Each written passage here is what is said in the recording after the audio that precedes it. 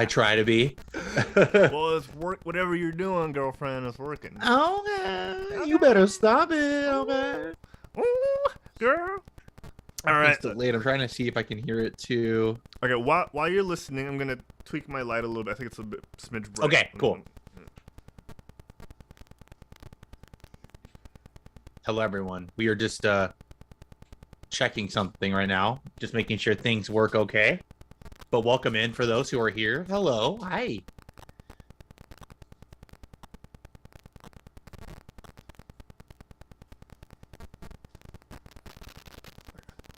Better? Yeah, I can hear it. I can hear You it. can hear it? Is it? Oh my gosh. It's like, here, you know what? Here, I'll let you talk, and then I'll just be quiet, and then maybe you can catch it. Wait, no. What I'll do is I'll listen, because I have the laptop running too. I'll listen there real quick. Okay. Let me grab my earphones. It's actually, yeah, even if let me mute to make sure it's not me.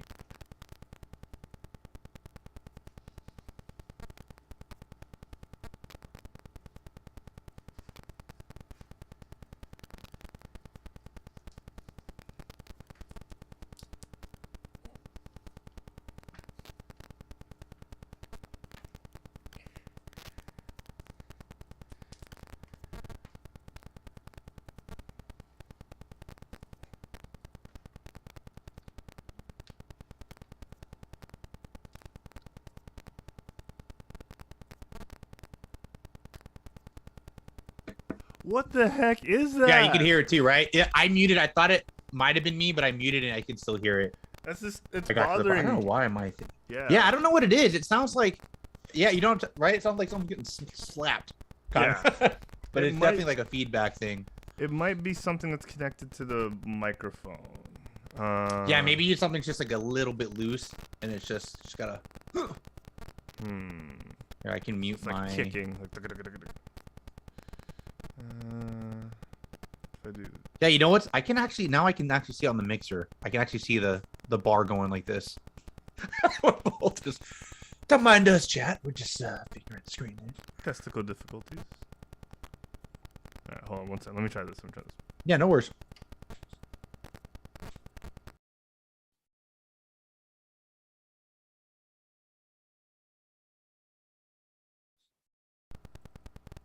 It's still going on.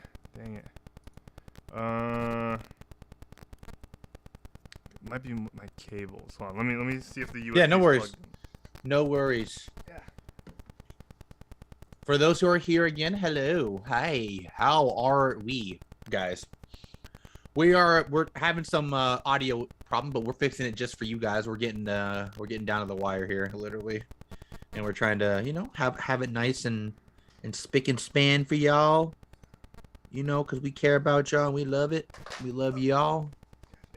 I'm just tweaking my thing a little bit here. I don't want it too bright. Is it still there? I don't think. The best audio. I don't think I. Alright, I'm gonna check. Hold on. Yeah, hold on. I'm trying to see too. Gosh dang it. No, I hear it. You hear it? Fudge, what is this? Because I don't want to record like this. Because I know. It hears like a. I don't. That's interesting. Like some cables got jangled. I had a family member like look around for stuff, and they must have. I see. Maybe just accidentally kicked something or just knocked it to the side or something. Yeah, just kinda... and I don't blame them because it happens. Right. It happens. Gosh dang it, it's bugging me. I know. It would make me go crazy too. It's like, where are you coming from? Where's Harvey Dent? Where is it?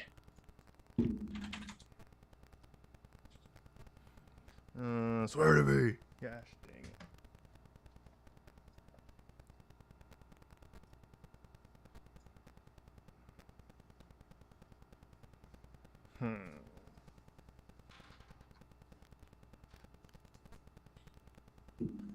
Like I feel like it's one of those like a piece of metal is touching something in between. You know what I mean? Like, and it's just getting like feedback off of it. Yeah. So like when you call, like when you use your phone, you're too close to the mic, kind of thing. Right. I just feel like it's something like that, and it's bugging the heck out of me. I'm turning everything off that doesn't need to be on. I feel like I don't hear it as bad anymore, but I can see it. You know, it might be.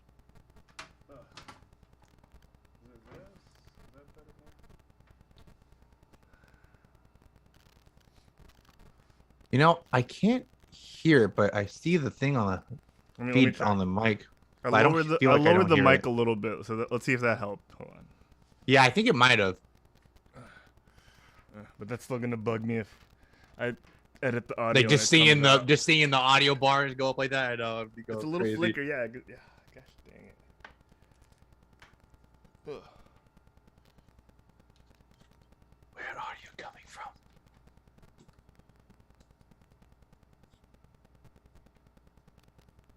Yeah, no, it's there. It's really like when you raise the volume, it's there. Is it? So that's not good. I might have to like restart everything to. Oh wait a minute. Is your Is it just me or is the? No, it's on your mic. It looks off. Yeah. Is that just the? Because like when I turn off the mic, it's okay. Yeah. You know what? Let me try and rejigger the cables of the mic. One sec. Yeah. No worries. No worries.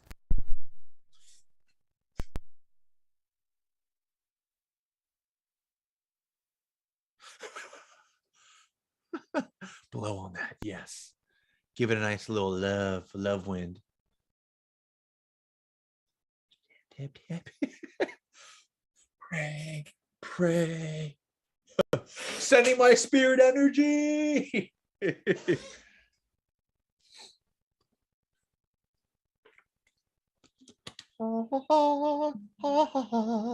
Giving our world all the love.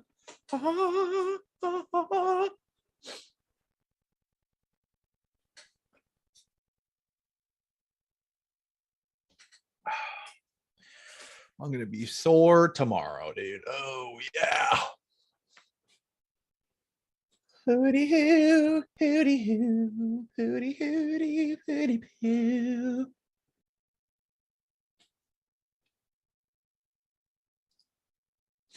Oh crap! What did I do? No, we're good.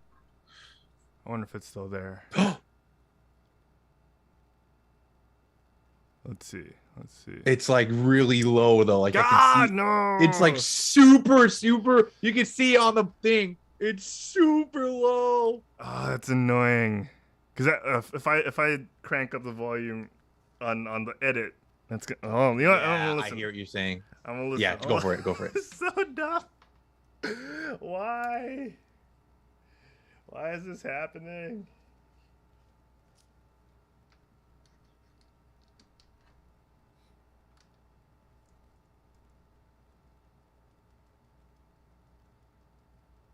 You know, I can't hear on the stream though.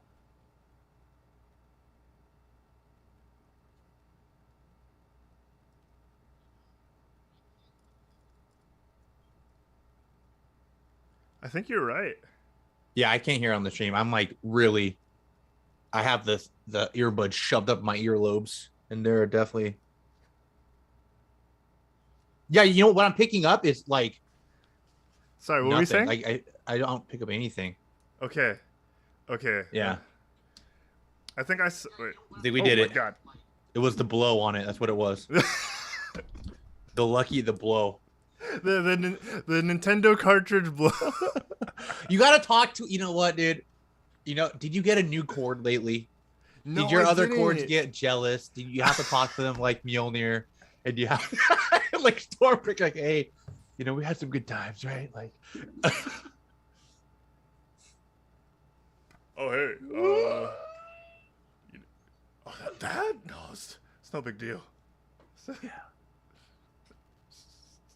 Dude, I love yours. I love yours because it contains food. You put popcorn in it. Yours is so cool. But, yeah. I think there's a way to take this off, but I think it will ruin it, so I don't want to do it. Yeah, don't risk it. Don't risk it, right? Yeah, I'd rather just, if I wanted a real one, I'll just buy one, you know, might as well, or like a replica.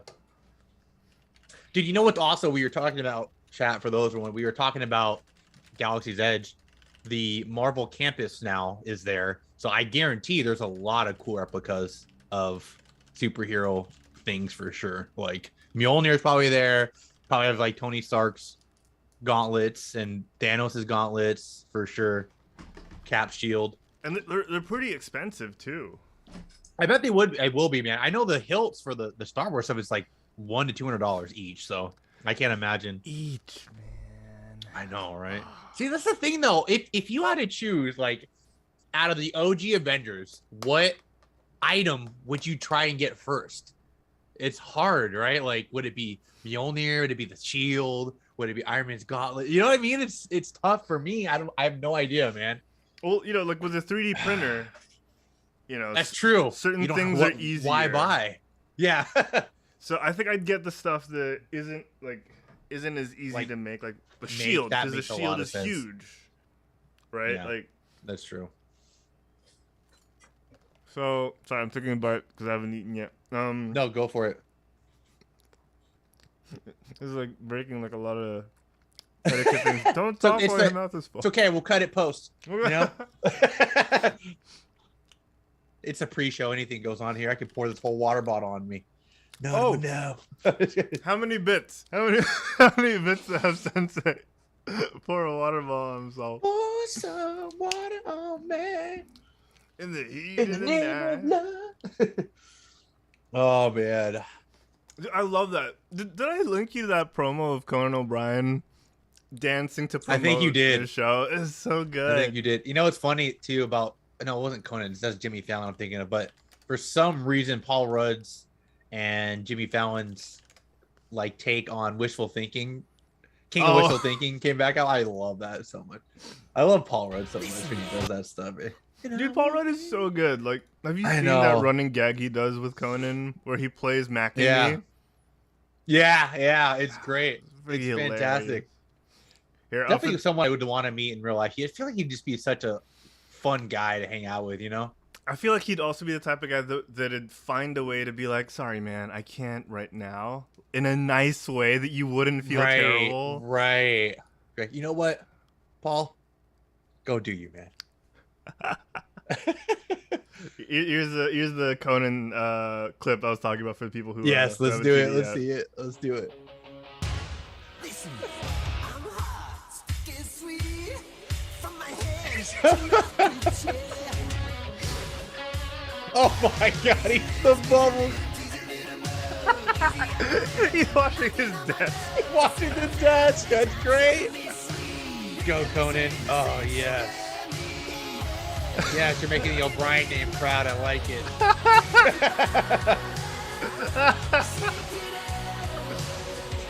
Damn, you know what? I bet sales for that exact sponge and that hose went up. Oh, heck yeah.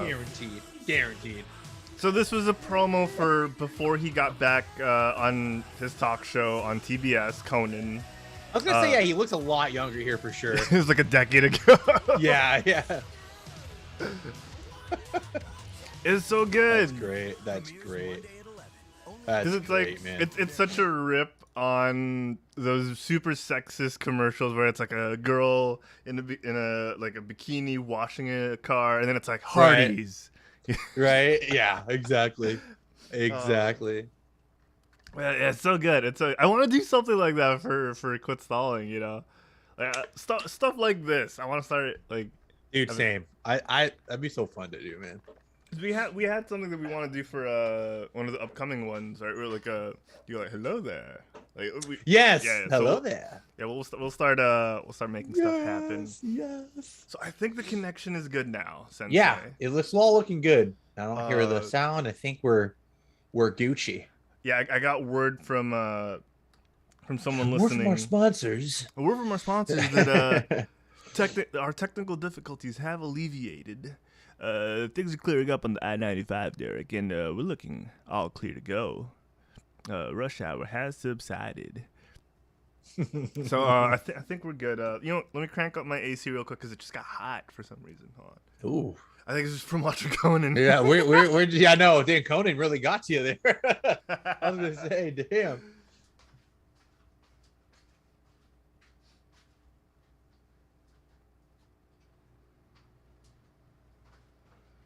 Pour some sugar on me. Chat. For those who are here, though, hello, welcome in, guys. We're gonna be talking about some stuff today. It's gonna be fun. We cannot wait. So, we'll clarify what we're bringing to the table today in just a sec. Some spoiler stuff. Spoiler territory. Yeah, we're tackling some things today and then some things next week because there's too much. There's too much to go through at the Momo. Yeah. I'll make sure to bring up YouTube chat as well, so I don't forget.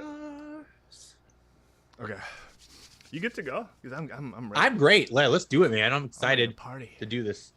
Okay. Yes. Oh wait, we need a thumbnail. We need a thumbnail. Oh, we do. You know what? Maybe you know what? I think we can do this. I think I can actually, Oh yes, dude. You can just put the top. Ooh. Hold on. Let me. Yeah. I got a shirt too. Get my good side direct. See, okay, my bangs are getting extra long because they weren't cut properly.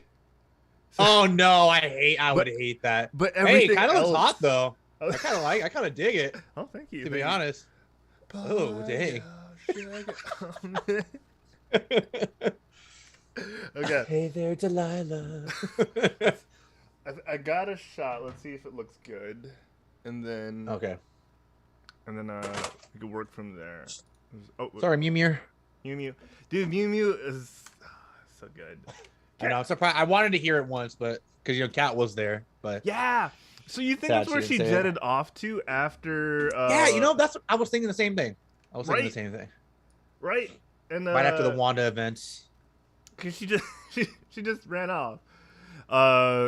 And yeah, the thumbnail turned out really funny. I can't wait for you to see it. I love it.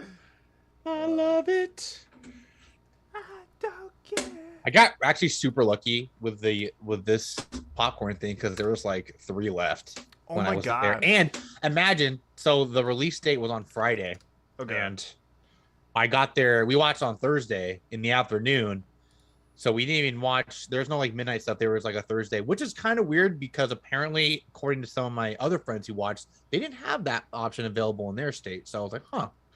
But that's so lucky. If I didn't go Thursday, I for sure would have not had the opportunity to get that. So I was very excited.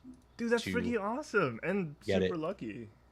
I know, and it was kind of funny because the bottom part was kind of coming off, and I like let the manager know. I was like, "Hey, can I get a new one? Because this one's the bottom's coming off." And he's like, "I'll tell you what, let me try and fix it because we're down to like 3, and a lot of people have called about them." I was like, "Oh, no worries. It's like we can fix it. I'll keep it. No worries." Wait, when they said a lot of people are calling about it, did they mean like people are trying to reserve the? Yeah, I think they were trying to reserve it. He said, obviously, we can't do that. Like he just said that. At least there was like 3 left, so like you didn't want to bring it down to 2 and have one broken one. So I was like, he's like, but he fixed it. So I was like, all right, cool. Okay, that's great. I can't complain. That's one thing I'm worried about if I was ever stranded like on a desert island. I am not handy, Derek. Like, well, I know you're not handy. You're pretty handsy. You're the opposite. Oh, I'm sorry. Oh. That's the part where that's the part where like, it cuts close to your face. You're like, you're not handy, you're handy. Then it cuts back to me and I'm handsy. It has its advantages. Being handsy is also very, very good. Oh man, it sometimes it does. Sometimes it does. Mm-hmm. I can't think of a specific situation right now. When you're like really cold and you need some good hands. But you always ask permission first, okay? Yes. Yeah. What movie though I did want to watch was Rise of Gru. I didn't get to see that. But it looked. I love the Minions movies. They're really cute and funny. Oh, in the theater that we went to, there were people because it's becoming a meme around the internet right now. There were people dressed up as minions. No, not as minions. In suits. They were dressed up in suits because that's the meme right now. Like kids. No way. And yeah, so they dress up as. Was that because of something in the movie? I assume. I still don't know. I just know it's a meme. Oh, that's great. Because I have seen a lot of like stuff on media just of people going went to the movie with people in suits, so I'm like, huh. I was like, that must be a movie thing or why? something must be going on there. Something is in the water. Something's in the way. And it's not vengeance. Groove. Oh man. Okay, so no way. I can't even do his voice. It's so hard. the music selection in Love and Thunder is something I really want to bring up today. Dude, yeah, so good. Like, yeah, stuff. I don't know if you grew up with it like alongside your Seattle-based grunge music, but here in the Philippines, growing up, like, I was part of the second wave because, like, of course, grunge music and glam rock hit in the '90s, but when I in like the late 2000s, it hit me when I was a teenager, and it's like, seeing it in Thor was just so good. Yeah, I mean, I was pretty exposed to all kind of music, so like I grew up with like a love for R&B and hip hop because of where I lived. But my dad, big time rock and roll guy, all the classics. So I've listened to everything you could possibly. I think that's why I just like so many different genres of music. It's just because my dad, and then also my mom has her, had like some of the girl songs I really like and dig, So Like Spice Girls? What are we talking about? Yeah, like Spice Girls, ABBA, Oh my God, ABBA, yes. Yes, dude. Yes. I don't know who sings that song, but like, damn, I feel like a woman. Da, da, da, da. That's like my mom's favorite song. If anyone knows that song, but if anyone knows the song, hit us up. That's the soundle for the week. It's like, what? Driving me crazy. So like, dude, I don't even know the name of the song, and my mom used to play it all the time. With that line. Yeah. What? There was a. So they actually, if you watch the Santa Claus, I think 2, they had like their own remix in there. But it was like this girl like used the song and put Christmas spins on all the lyrics. It was pretty cool. Dang. Very sensei, to be honest. Shania Twain, BMO Shania Twain. Oh my gosh. It is Shania Twain. My mom loves Shania. What's the name of the song? Thank you, BMO. Man, I feel like a woman. I'd play it right now, but I'm scared. It's so good. I'm scared of the copyright strikes. Yeah, it's a great song.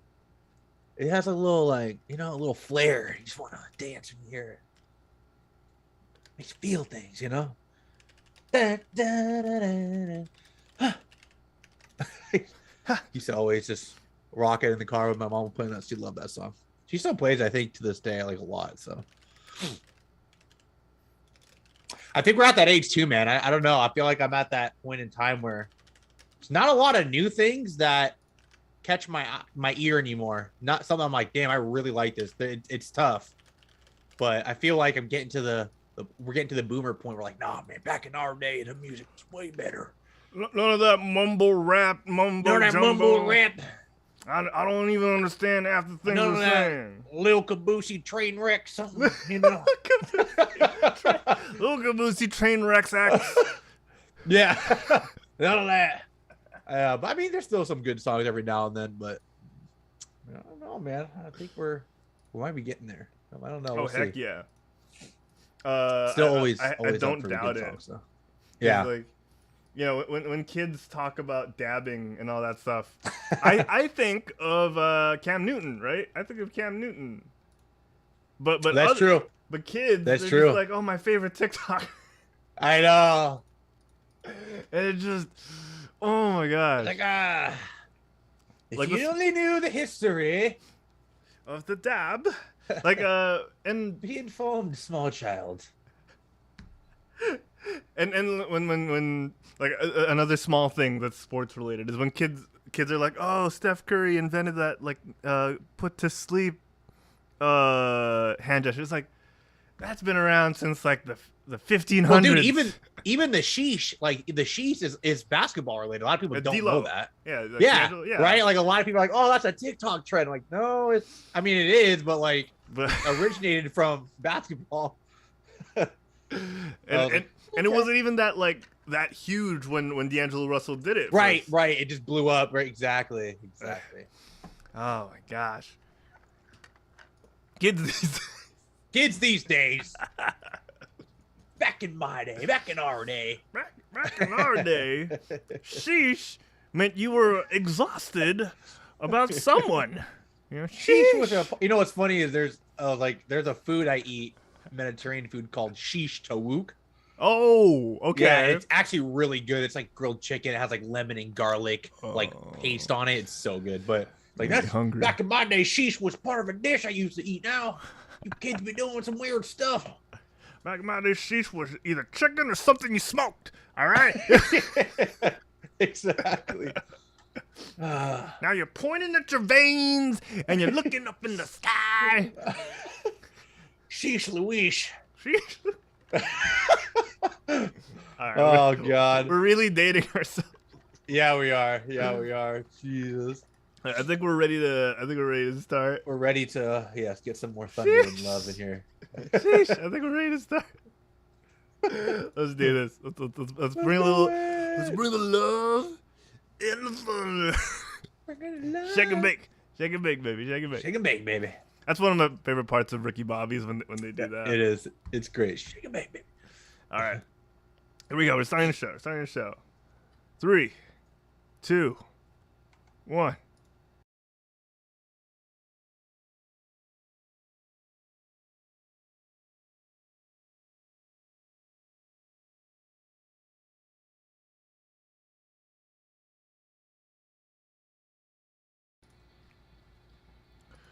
Welcome, everybody. The Good Song Geekcast. I'm your host. I am Harold Sylvester, welcoming you from the Good Song Media Studios live on a Sunday afternoon. It's 1 p.m., 1:06 p.m. here in Manila. It's 10:06 p.m. No, 11:06 p.m. in the West Coast. 10. Yeah, you got it. 10. Oh, 10. We got it. Mental powers. With me today is a voice. God is a voice you can hear in your heads. Every couple of days on Twitch.tv/Sensei Humor. Yes, that's right. He's back and better than ever in a new place. Ladies and gentlemen, put your hands together and make some noise for the Sensei of Humor himself, Derek O'Brien. How you doing, Derek? Oh, Nietzsche, what is going on, everybody? I'm excited. I'm super excited, you guys. We got a new place. It's a little dark in here, but we're gonna add some love and thunder to this place sooner than later. So I'm very excited for that. But of course, we gotta talk about the strongest Avenger on the strongest podcast here.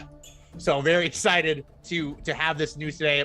I watched the movie last week. No, excuse me. I actually watched it the day before opening day.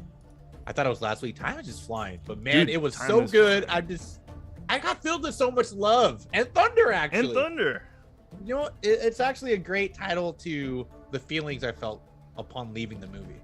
Oh, really? So, now? Yes. Okay. Yes. So for those coming in, no, this is not a World of Warcraft podcast. We're not talking about Loktar Ogar, Love and Thunder, Blood and Thunder. That's tight though. Right? Love and Thunder. Yeah. That's tight. We It's were, good to see you, talking man. It's great to see you too, man. We didn't have a show last week because I had a medical emergency to take care of. Not mine, but a loved one's. Everything's okay, you know. That's good. It's great. It wasn't anything serious, but it was immediate. So we just had to take care of that. It's been 2 weeks since we last spoke. Since then, a lot of things have come and gone. We were supposed to talk about Umbrella Academy. We were supposed to talk, which we'll do next week. So here's the roadmap. Here's the breakdown. Here's the briggity breakdown. All right, this week we're doing Ms. Marvel, and we're doing Thor: Love and Thunder today. Next week we got Umbrella Academy season 3, Stranger Things 4 Part 2, Shippuden Redux. I love that. And then Boruto edition. And then we're also doing The Boys season 3. The Boys. But right now, a lot of great topics next week too, to be honest. Man. Yeah. Very hype stuff. And there's news in relation to all of that as well. So, we're talking about that this week, talking about that week. But today we're gonna focus on Marvel a little bit. We're gonna go cosmic today. Yes, we are. an Godlike. interdimensional, multiversal, mutant-licious today. Delicious. I like that. Right? But yeah, Derek, it's been a bit. I'm curious what you've been up to. You sent me some pictures and some. Yes. I'm curious Yes. what's going on. What's going Sensei's on? been kicking grass, taking names, and we've been doing a pretty good job actually. So we moved, as a lot of you know. Sensei actually moved to a house and Ooh. got my own grass, which is very, very funny because as a young child, I used to not love doing yard work, but it's different when you get a little bit older and you want to take care of it. So yes, Harold is showing on screen what it looked like. It was just shrubbery. It looked like a jungle. I think if you look closely and zoom in the picture, you might see a tiger in there. It was crazy. It was very, very bushy and a lot of leaves everywhere. It was just insane. And so I was like, I pulled up my sleeves. I was like, I want to look like Thor. But bam! I want to look like the strongest Avenger, and I just cleaned it up. So now Harold got a picture there. I did all the bricks myself. I bought them individually, and I placed them there. I actually made a line around the tree, made a nice little spot, trimmed down all those bushes. You could not see the electrical equipment in there, which powers up a lot of the house and stuff around the neighborhood, like the telecommunications, blah blah blah. But yeah, I did a lot of sprucing up and cleaning, and so far it's probably about a week of time. It's looking clean, so it looks like you yeah. removed a lot of the green stuff. So for a I casual, non-lawn growing person like me, Derek, that looks like a sandbox to me. How does this work? Are you gonna put new seeds in there to exactly? Okay, exactly. So what I'm trying to do is right now is you can see in between the electrical stuff. I don't want to be too courageous and go in there because there is electrical stuff built under, but I want to trim those branches down, kind of like what I did on the back bushes there. There's a little bit of a but a bush stump kind of sticking out. I didn't want to dig it down too much, so I kind of cut off the top and rounded it. Definitely gonna plant some nice shrubbery, pull up my Animal Crossing game, maybe some hydrangeas. I always say it wrong. Some nice bushes. And just make it look nice. Put some flowers, and it was actually really nice. So one of the neighbors walked up to me, and she was like, I've been living here for 14 years, and not one person has cared about the lawn, except you. And I was like, wow. I really appreciate that. And she goes, I might have to hire you to do mine. And I was like telling her, would you believe this is actually my first time doing this? I've never done stuff like this before. So I just kind of looked online, pulled up the YouTube, did a little research, and I got I had the tools already. So I was just excited to get at it, man. And that's probably halfway done. So I got to do a lot more, but I'm excited. Excellent. Dude, that's what I've been really up to. That's what I love about being able to go online and just look up stuff and how to do it. Yeah, exactly. It used to be like you'd have to find an expert, ask them how they do it. They might not be the best teacher, or you'd look up a book that would be words, and you'd have to visualize what to do. Exactly. It's different when someone's telling you it versus you actually seeing it done. You know what I mean? It's a lot. It's the hands-on versus verbal thing. It's just what it is, and it's nice to see that. That's the good thing about technology today, right? There's literally anything you can search up, and it's like, oh, okay, I need to. What do I plant? How do I kill these weeds here? Let me go on YouTube and see what's good weed killer, and what kind of soil should I put in? And you go on there. It's very awesome, but I'm just happy I was able to get out there and make it look nice, and a lot of the neighbors are taking notice, and I have really nice neighbors too. I have 2 Filipino neighbors, so it's pretty cool. Yeah, very awesome. And actually, one of them has cousins up in Canada, so it's interesting. But form of the Alpha Flight over there. Yeah, I haven't met the other Filipino family, but the one right next to me. It's like one of those cul-de-sacs. It's like a circle, and there's a lot of houses. Very, very friendly neighborhood so far. That's so tight, dude. I'm excited, man. But that's all I've been up to, really. It's just yard stuff and watching when I can and listening to stuff. But how about you, man? What have you been doing? To me. Oh, Oh, Mjolnir is pretty heavy, huh? oh my gosh. Damn, look at that beauty. Speaking of things being crafted by hand, Dude, that looks amazing. It is. Sorry, I kinda, Dude, look at that. You guys don't understand. For those who are listening to audio, this thing looks like legit. Yeah, so if It has even the little. I don't even know how to explain that on the edges. Little runes. The little runes. It's Oh. insane, man. Holy crap. Okay. That's amazing. So, okay, so to give people listening context, so Yes. much just gushing over it because it looks amazing. If you haven't checked it out yet, go to the Quit Stalling Instagram at Quit Stalling. You can check out mine as well at Harold Plays. You'll see. Actually, no, go to the Quit Stalling one because that's where the compilation is.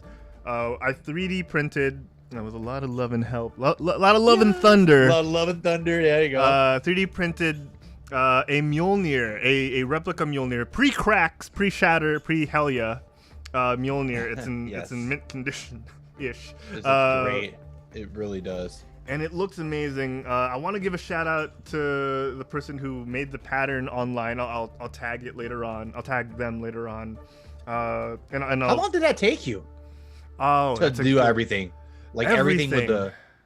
So did you have to paint over it and do all that in the material, or how did that work? I think it was like 2 weeks, on and off 2 weeks. Worth it, man. It looks fantastic. So the printing took printing was what took the longest. Then the sanding, had to sand everything down. yes, Put a yes, little yeah. elbow of grease course. in it. Yeah, there you go. Make sure that it doesn't come out rough. Like this smoothness was because it was sanded so well. You Right. know, I don't want to toot my own horn. You know. I mean, but- dude, to be honest, I don't know about you guys. For those listening to the audio, this looks like it could have been pulled from the movie set. It looks really good. it like, does look really good. The material, like, wow, it looks really good, and it's almost hard to believe that it was 3D printed. It's done so well. Right, and like, But that's the beauty of it. That's the beauty of 3D printing. it really so is. amazing. And I think the only thing that give it away is if you hit something like. It's slightly hollow. Yeah, there you go. It's Yeah, a boom. It's just add like a sound, like a what do you like a button when it hits. It's like it just makes like that sound. yeah, man. Like that. The ping, ting, ting. Yeah, right. But yeah, like got a little leather from Shopee here. in the Oh, Philippines. there, nice. It looks I great. don't think I could twirl it without wrecking because we didn't without put- taking off. Yeah. Oh, the hammer pulled you off. It sounds like you had a very intimate and strong relationship with this hammer, With your hammer, yeah. and losing it was akin to losing a loved one. He said, "Oh, I would spin it and it would launch you in the air." Oh, hammer pulled you off. Dude, you really I love it. You got his mumbling through it down. Yeah, right. Oh man. So yeah, we made this Mjolnir. You can see it on the Quit Stalling Instagram. It should be in the stories if you tap on the profile itself. It's one of the collections. And yeah, there's like sanding That's involved. Primer was painted over it. Then the metallic finish is a wood finish for the hilt. Wow. Like it's Looks fun. very aerodynamic. You know, what do they say in the movie? That it's very balanced. It defies very the laws balanced. of physics. Yeah. it looks awesome. It looks awesome. And it feels great. Well, you know, it was a fun process to do, and I don't do this often, but I brought it to the theater. You know, I don't bring I my would've done toys. it. Dude, it looks fantastic. I Brag felt about so it. silly, but you know, No. I just had to get a photo in front of the poster, holding it up. It's so fun. It's so great to have this. No, I knew. You know, I've been there with the silly thing. Like I remember every time I watch Star Wars, I bring my Baby Yoda backpack, or not Baby Yoda backpack, where he's like, you know what he looks like when he's on Luke's back in Yeah. Episode 5, and he's like riding it. And I always bring it every time. Yeah, Dude, I don't blame you. I would do the same. I actually kind of want to. it's just great. It's just, and it's also a nice little bag. Can bring little stuff in there. And back in the day when I used to watch a lot of 3D, because that was just, I feel like that was a phase in movies. I don't know if it's as popular nowadays. I could be wrong, but I don't like to watch 3D that much. It's just kind of, I'd rather just watch. There are really- certain movies that are definitely enhanced by 3D. Avatar being one, right? When a movie That makes is sense. made for 3D, that really average movie, Clash of the Titans or whatever it was, like Wrath of the Titans. Yeah. See, when it's made for that with 3D in mind, okay. But if you slap it onto a movie as an afterthought, it doesn't come off as well, right? It doesn't come off as well. Yeah, you have to have the cinematography down, like the angles and everything, to make it really. Yeah. Okay, yeah, right. It's really niche, and I don't Yes. think we're in that spot where the narrative has to be told around it. Yeah. Because sometimes it kind of detracts from the story because you're there for the visual, but it's supposed to complement. Yeah, it's a mixed bag. I don't make movies yet. People but like yeah. me too that wears glasses. It's horrible. How you have to like wear it over your glasses. It's insane. I hate it. Yeah. Spy Kids 3D. Yes, people. See, that's the only exception. Spy Kids 3D. It was great because actually, like, the world they went in was like, it was made for that. Like, it was. They would punch at you, boing. It would just like go at you, and it's like, they literally did everything. And yeah, but I don't think I'd ever watch one of the main big like fan stuff like it's either IMAX or really good quality. Dude, for me, IMAX with lasers is so crisp right now. it's just it's so good, man. It's so great, and it's edge to edge screen. Okay. Surround sound. One thing I did also want to bring up, Derek, we 3D printed something else. Ooh. For a friend of Quit Stalling. What is it? We did a Valorant gun. Wow. Called the Phantom. This was commissioned because we made one for a friend, a member of Quit Stalling, Carrie. Yes, I was about to say, I'm pretty sure it's for Carrie. I know she loves Valorant. No, so Carrie, we made one for Carrie, and this one is for our other friend, Foxrots, our cosplayer friend, Foxrots. Wow. And she painted it. So we did the primer, we sanded everything. That scope Looks is actually fantastic. detachable. Right. Wow, it's a detachable scope. That's insane. The magazine's also detachable with magnets. That's very cool. Silencer comes off, and this is what it looked like before we handed it off to her, because we didn't want to do the final painting we didn't have the tools, the airbrush for the color shifting paint you see on cars. Yeah, I see But what you're saying. she That makes did. sense. Oh wow. She had her shoot yesterday, and Derek. Oh my god. Wow. Holy crap. Dude, that looks so good. It's purple sometimes, it's blue other times. Yeah, it's the type of paint. Holy crap. It's Audio really listeners, good. I'm telling you, this looks like a real gun. And it looks just like the Valorant gun. This is insane. We were so worried Great about cosplay too, by the way. it's amazing. Fantastic. She's cosplayed head to toe. Yeah, I was gonna say she went all out. She went everything, and you could tell she put in a lot of work and effort into the outfit. Dude, it looks great and fantastic. She's a great cosplayer. If you guys, I want to give a shout out to Foxrots. Check her out on Instagram. I think it's at Foxrots. I don't know if there's an underscore. Let me check real quick. But yeah, oh my god, dude, I'll be you did a posting this great as job. well on the quote. It's Foxrots underscore FOXROTS underscore. Check her out. Leave her follow her. Leave her a like. But yeah, it came off so well, and Dude, it looks great. so good. Man, dude, and you know what's funny? Not funny. The insane thing to me is that 3D printing technology is so new, right? It's so fresh. Like throughout the years, it's just gonna get better. It's not gonna get worse. You know what I mean? There's so much, I feel like, untapped potential, like how fast how things get printed out, how big, how efficient. I feel like, just later down the line, there's probably gonna be some pretty, right? Like there's gonna be some pretty crazy things, man. I can't wait. That's insane. Dark sabers. The dark saber. I think the fact is, I was already blown away the fact that you can make a mixer from the, you know what I mean? It's Yeah, just, the audio dude, mixer like, we made. Jesus, man, like wow. And you know what's funny? I've actually seen houses being made 3D printing. Not like obviously the material is not, it's really good, but like it's a giant machine and it just goes around and around and around and around, and they just paint over and they put the insulation on the outside of it. Dude, that's insane. It's crazy, man. And I heard they're pretty good, like solid material too. It's like great, and it doesn't do anything bad. But like later down the line, that's insane. That's crazy. So you've seen this in person or just online? No, just online. Yeah, I've seen like a project on, I think I might have saw it on an Instagram reel. I can't remember exactly, or it might have been TikTok, but it was just literally a giant 3D printing machine, and it was printing a house. It was wild. Pretty cool though.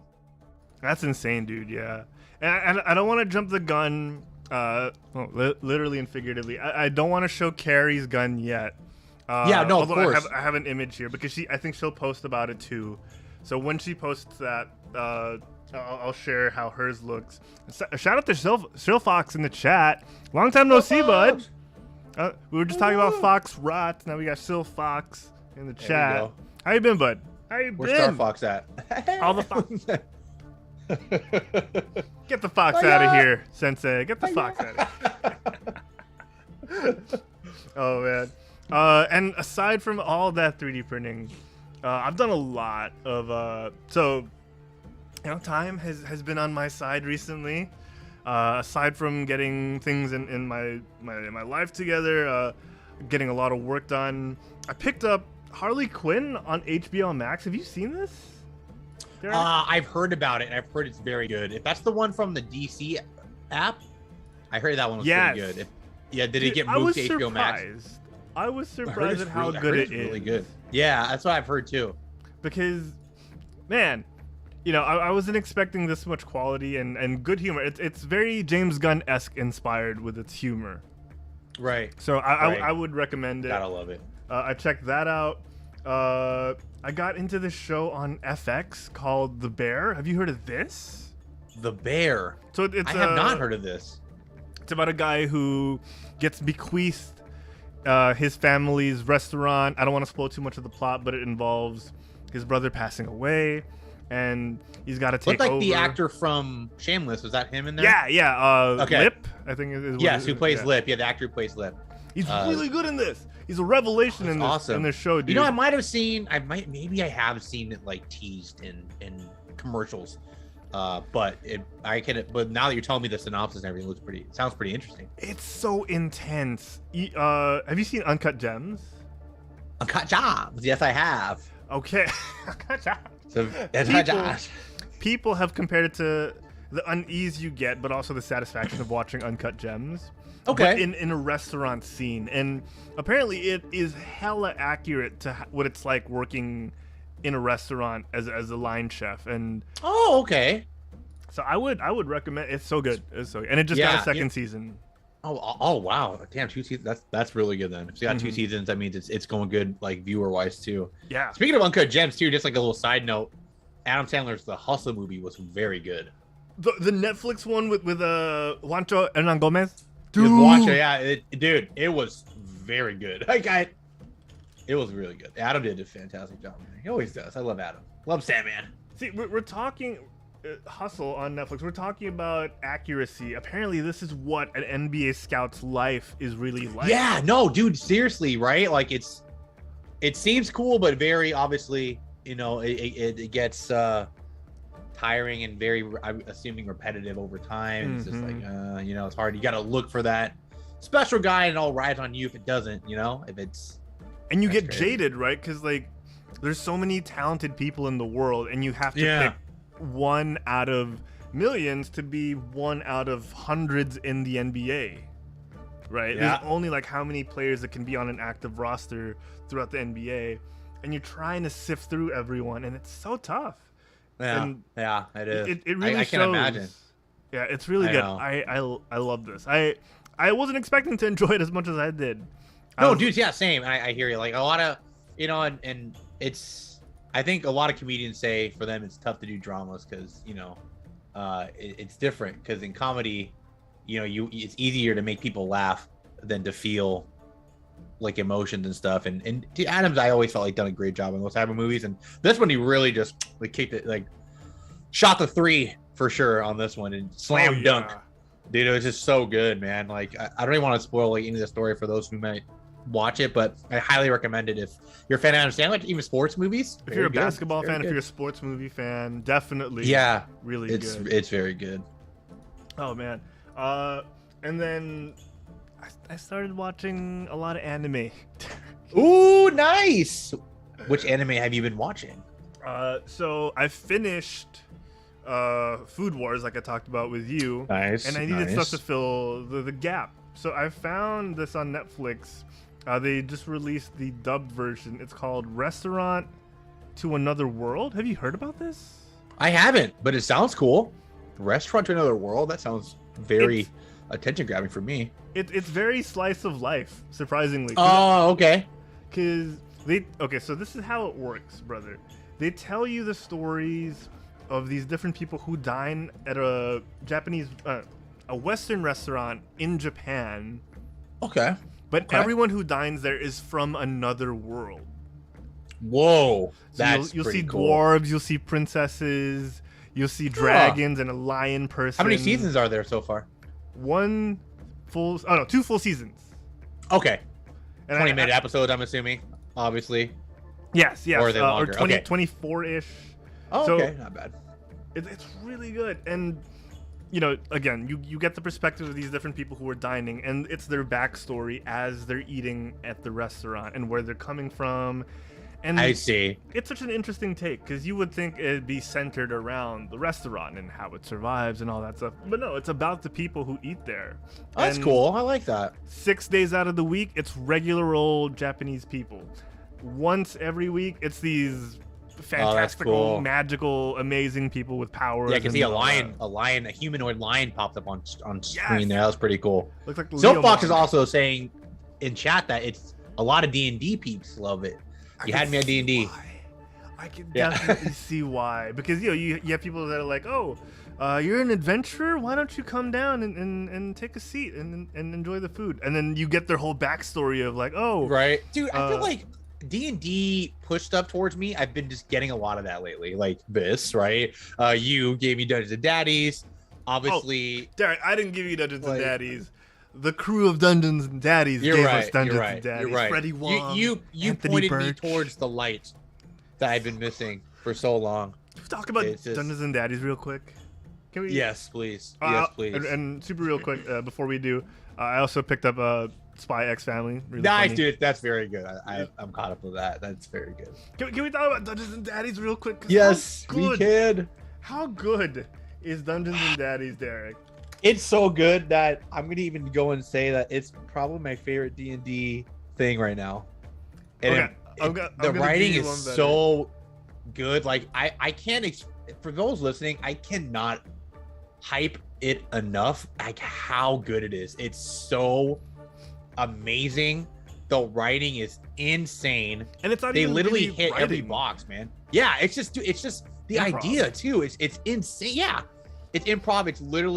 It's about 4 dads that get launched into the Forgotten Realms. They're from our world, so they bring everything. Every knowledge from here is there. It's so good. And They literally I- bring I- their Honda. Odyssey, their yeah, the Honda Honda Odyssey. Odyssey. They bring it in there too. It's insane. It's so good, guys. I'm telling you, I can't even stress enough how much. If you're a D&D fan and you're not listening to this, go right now and listen to the first episode. You will This fall in love. And this isn't the first time we've talked about Dungeons and Daddies, and it won't be the It last. isn't, yeah. But I do want to say it is a really good podcast. It is actually, Derek, I'm going to be so bold as to say it is my favorite podcast right now. And I kind of I want to agree. do a one-off video about it if you Yeah. would love to join me. Because Dude, I would love to just talk about this, and we can just do like a D&D week. I'm sure maybe when there's always those time of weeks where the news and the movies aren't like that Yeah. great. You know, we could definitely do this, and I think Dungeons and Daddies deserves it for sure. And it's so fresh. It's so original with the way they play D&D. You know, you have the Yeah. more traditional ones like, you know, the crew from Critical Role. You have the Adventure Zone. I don't know if you've listened to them. They have their way of playing D&D. These guys have taken what's already a very popular thing now, which is D&D podcasts, and they found a way to be original in that space, and it's really entertaining. You could tell these are the guys who made Video Game High School, but they've matured into storytelling, and they're using Yeah. the medium of improv really well. So I would highly The recommend. polls are amazing that they do. It's so funny. I'm laughing every time, and I can promise you guys too. The first episode will get you probably hooked. I remember listening. I was like, okay, setting it up, the mood, and like, oh, and then it just kind of, whoa, this is great. I love it. Where's the next one? And you keep going and you don't stop. It's amazing. It's It so really good. is. It really is. Dungeons and Daddies, guys. It's Check not it a out. BDSM podcast, by the way. Not a BDSM podcast. It's on Spotify. It's on Apple Podcasts. It's everywhere. Check it out. It is. Yeah, It's really good. Derek, one bit of news I Yes. want to mention. There's a ton of stuff. If you guys haven't yet, check out the Ask Me Anything on Reddit from Iman Vellani, who plays Oh Ms. yes, it was Marvel, so good. who plays Kamala Khan. There's a lot of stuff, juicy goodness there we could dissect. But one thing I want to bring up right now for next week's show is The Boys is getting a spin-off, for those of you who don't know. It's part college show, part Hunger Games, apparently. And it's going to be called Gen V. Oh, And the tidbit here that interested me is it's not going to be one of those side stories that doesn't affect the main story. Apparently, what happened in season 3 that we just got affects the show, affects the story of the show, and what happens on this spin-off will inform season 4 as well. Oh, that's pretty cool. Of the wow. Boys. Okay, we definitely got to catch it then. Yeah, so That's what I'm gathering. it's not going to be one of those useless side stories that if you want more you get, but it doesn't really matter if you don't. Yeah. So I like that. I like that it ties in. I'm down for this. Yes, please. So yeah, watch out for that. The Boys spin-off series Gen V. Check it out. Watch out for it. Gen V. Generation V. Sensei. Yes, Brother, sir. there's so much to talk about. We got to talk about Ms. Marvel. We got to talk about Love and Thunder. I think we should start with Thor: Love and Thunder. What do you think? I think we should. That's the perfect thing to start off with. Let me see if the spoiler alert plays. It is not playing. Oh my god, it would have been so great. Spoiler alert! Ah! Play the goat yell. I actually had that lined up. I don't know why it's not working. Holy, Okay, let's see if it... Oh, Here we go. Let's give it a shot. holy spoiler alert! Wait, no, that's not the right one. It's supposed to go. Ah! Just do it. Do it. I'll just do it. Yeah, okay, here you go. Here you go. Holy spoiler alert! There we go. Nailed it. Nailed it. Nailed it. Absolutely Nailed it. nailed it. Wait. With that being said, there we gotta turn up the rock, brother. We're talking Yes. about Thor: Love and Thunder. Yes, My we are. God. If you guys haven't seen it, by the way, now's the time to avert your ears. But for those who might or don't mind or want to get into it, please lend us your thoughts. We want to hear everything. Want to know what you guys think too. And you're gonna hear what me and Harold have to say about it. That's it's gonna right. Be great. We even have some thoughts from the Discord from guys like Human Panda, who gave us their opinions on the movie. But Derek, let's Yes. start off with ours because it's our show. Let's do it. This is our show. Yes. If you're watching this, then you love hearing me talk. Yes. Oh my gosh. Okay. I gotta say, man, you can't ignore what the internet is saying, though. First of all, a lot of them are kind of divided, which surprised me because I left the surprised me too. theater quite satisfied. I enjoyed myself. Yeah. I enjoyed it too. I enjoyed it really too. enjoyed Thor: Love and Thunder, and it's more of Taika's brand of humor. Definitely more it than definitely is. It was definitely more Taika than Marvel this time around compared to Ragnarok, where I felt Ragnarok had a bit more of a balance. I felt Yeah. like there was more purpose, even though they weren't able to tell so much. I feel like Yeah, it's because 100%. they mentioned it's because of COVID. They had a lot of restrictions that they had to work around. I see. But you know, I didn't.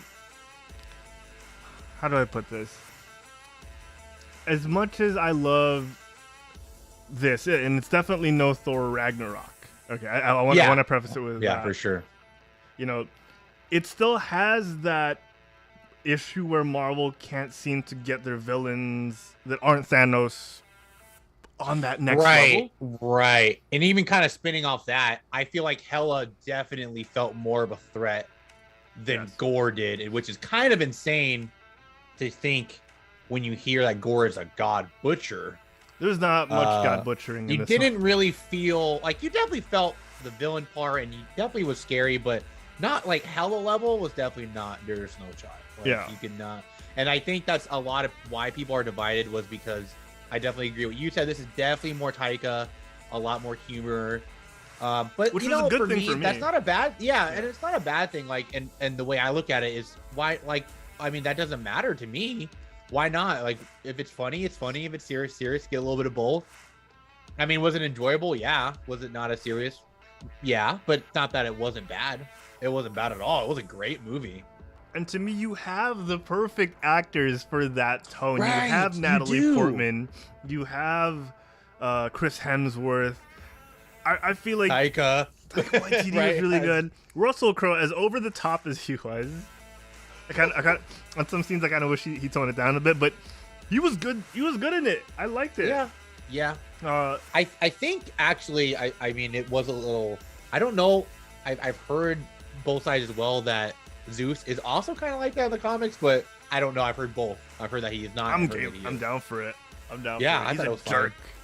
Zeus Yeah. is meant to be a jerk. The Disney-fied Zeus that we got was like, oh, this guy's accepting. He's a good dad. But the real Yeah. Zeus is a dick. All right. Yes. Yes. And he plays it so well. Instead of thinking, yeah, after his again, spoiler alert, after his defeat at the hands of the crew, you know, instead of being like reflective of like maybe we let the humans down and all the mortals down, no, he doubles down and he's like, you know what, these people need to start fearing us again. And it's just Yeah, such a god yeah. thing to say. I know it really is such a god thing to say. But I totally agree with you, man. I can see why people are divided. I'm sure a lot of people maybe listening now are the same way. Mhm. I've talked to a couple of friends too who've watched it, and a lot of people, some people, most of my friends were divided as well. Some people thought it was great, but it was too funny. But you know, No the general such consensus though, that's what my thing is. And I think the general consensus is, regardless of what side you're on, you still think it's a good movie.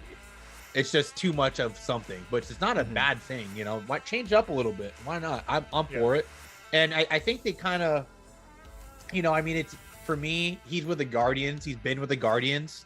It's like, why would he not be like this? Like, that's how they are. He's been with them. It's kind of rubbed off. That's how I look at it anyways. Like, Yeah. you know, he's literally with Quill and his gang who kind of just like have fun. You know, they also do the serious stuff they need to, but also have a good time. And so I feel like that was just appropriate to bring that mood, that vibe. He's been with Heck them, yeah. right? So of course it's gonna rub off on Thor. Dude, literally Thor has nobody, guys. Like, he lost everybody. So sad. And he needed to attach to something, obviously. And why not? The Guardians were there for him. You know, obviously he rode with them, went on adventures. So you could definitely see they went through a lot of stuff together. So I feel bad that, you know, they finally gave us Sif. But oh, I know. we didn't get I feel like we didn't get enough of Sif, didn't get enough. right? Oh, You know, with didn't Thor get enough. looking for people to latch on to, you'd think he'd try and reach out to Sif, who also lost all those people. But I can also see it as the whole, you remind me of those people, I can't be around you kind of a thing, and pushes the Asgardians away, Yeah. which he did. You know, he left Yeah. Asgard, New Asgard, and Yeah. struck out on his own to try and start fresh. I love the opening where Korg kind of monologues yeah, it's great. Thor's It's great, great. right? Like he went from From dad bod to god to bod. Godbot. He went from being this little kid who was adventurous to this massive hulking man of a person, just going from world to world, liberating. And I like that because he's looking for a purpose. I think they could have Right. yeah, they might have been able to like tweak, you know, focus on that a little more. But yeah, we'll talk about what tweaks we would have made. But overall, I appreciated the vision because Same. this is Taika Waititi, who took, unfortunately, one of the most one-note heroes that we had into a multi-dimensional person. He wasn't just the musclehead who fell in love with a human and all that stuff, which was fine, but he added depth to him. He added humor. He added a very realistic picture of how loss would be handled in Thor's case. You know, maybe not the most realistic, but relatable at least. Like, this guy went through depression how many times? He's lost countless loved ones. Yeah, I know. And- Even say in the movie, he's lost everybody. He lost his brother. He lost his mom. I love how they just say man, that. like And he's rub like, it in. he's just like around being like, yeah. Yep. And see that I think that's impressive, right? Like we mentioned this too before that like he's lost everything and he's still, you know, obviously he's finding his love, right? He's finding his purpose now and like what to do, and like the fact that he's able to keep it together is insane. And not just really keep it is. together. He's not jaded enough. He's not jaded to Right. the point where he's not trying to help people. He's still trying to help people. Yeah. For better or for worse. He Yes, took down yes. that whole town city. It looked like rigging Qatar, like you know that those Yeah, glass right. buildings. You just Look like kind of like little Venus flytrap buildings, I called them. That's what they looked like. Yeah. and They're pretty cool. It was just fun. So again, my point is like I appreciate what they're doing with Thor because you know we had the serious movies. Now we have a different side of Thor with more humor. Like, yeah. I doubt there is no plan or there was no direction, as some people might think, because this is in this one movie we got so much more of a range of emotion from Thor than we got in the first two. Yeah, You know. for sure. And I think for me, like the way I look at it is like when you said with the plan, I think this was planned this way because obviously we have the multiverse of madness. That was the movie before this, right? And it's kind of hard to top that off with a threat, right? Literally, it's the multiverse. And I think what Kevin Feige was trying to do is, yeah, you want to have gore, you want to show all this, but I think they're trying to be sure to let the audience know that we can't let you guys think that this could be a potential down the road villain. Because obviously it seems to me that they're obviously hinting Kang, right? Like as the next Thanos equivalent. I could be wrong, but I feel like they needed to they wanted to tone it down a little bit so that way people weren't like, well, this could be the end game threat, but he was just introduced in this movie only. Is kind of weird. So I feel like for me, I thought it was necessary, but also acceptable that Gore wasn't crazy strong, but you still respect him enough to be like, okay, this guy needs to be dealt with. Oh like yeah, for sure, definitely. right? Definitely. Okay. We can't get around this. Tweaks we'd make. What are the tweaks you'd make, Derek? And since we're on the topic of gore, my first one would be just more God butchering. I think I that would was love the to thing see more. Yeah, exactly. More killing, like seeing him brutal, like pretty bad. Because we heard about it. We heard about it secondhand from Sif and from those like screens that the Guardians were looking at, where this world was reported to have lost its god. This world lost its god. These worlds all lost their gods.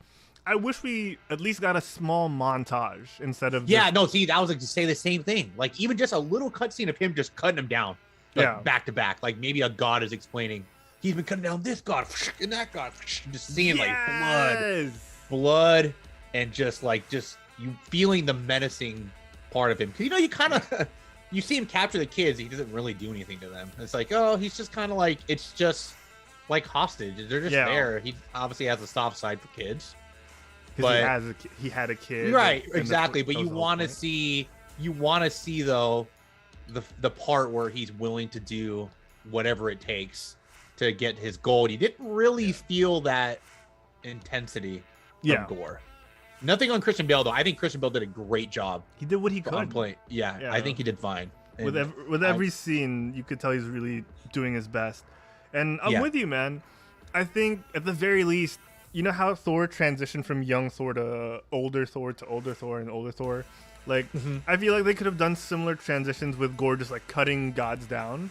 You're like, cut one god down, 100%. Change the background, cut another god down, change the background.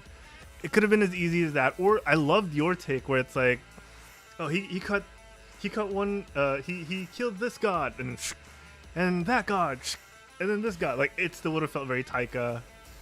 Right. But in the end, we got what we got. Another tweak I would have made: don't let Jane being able to wield Mjolnir just be because Thor whispered at Mjolnir. That was kind of insane. To protect her.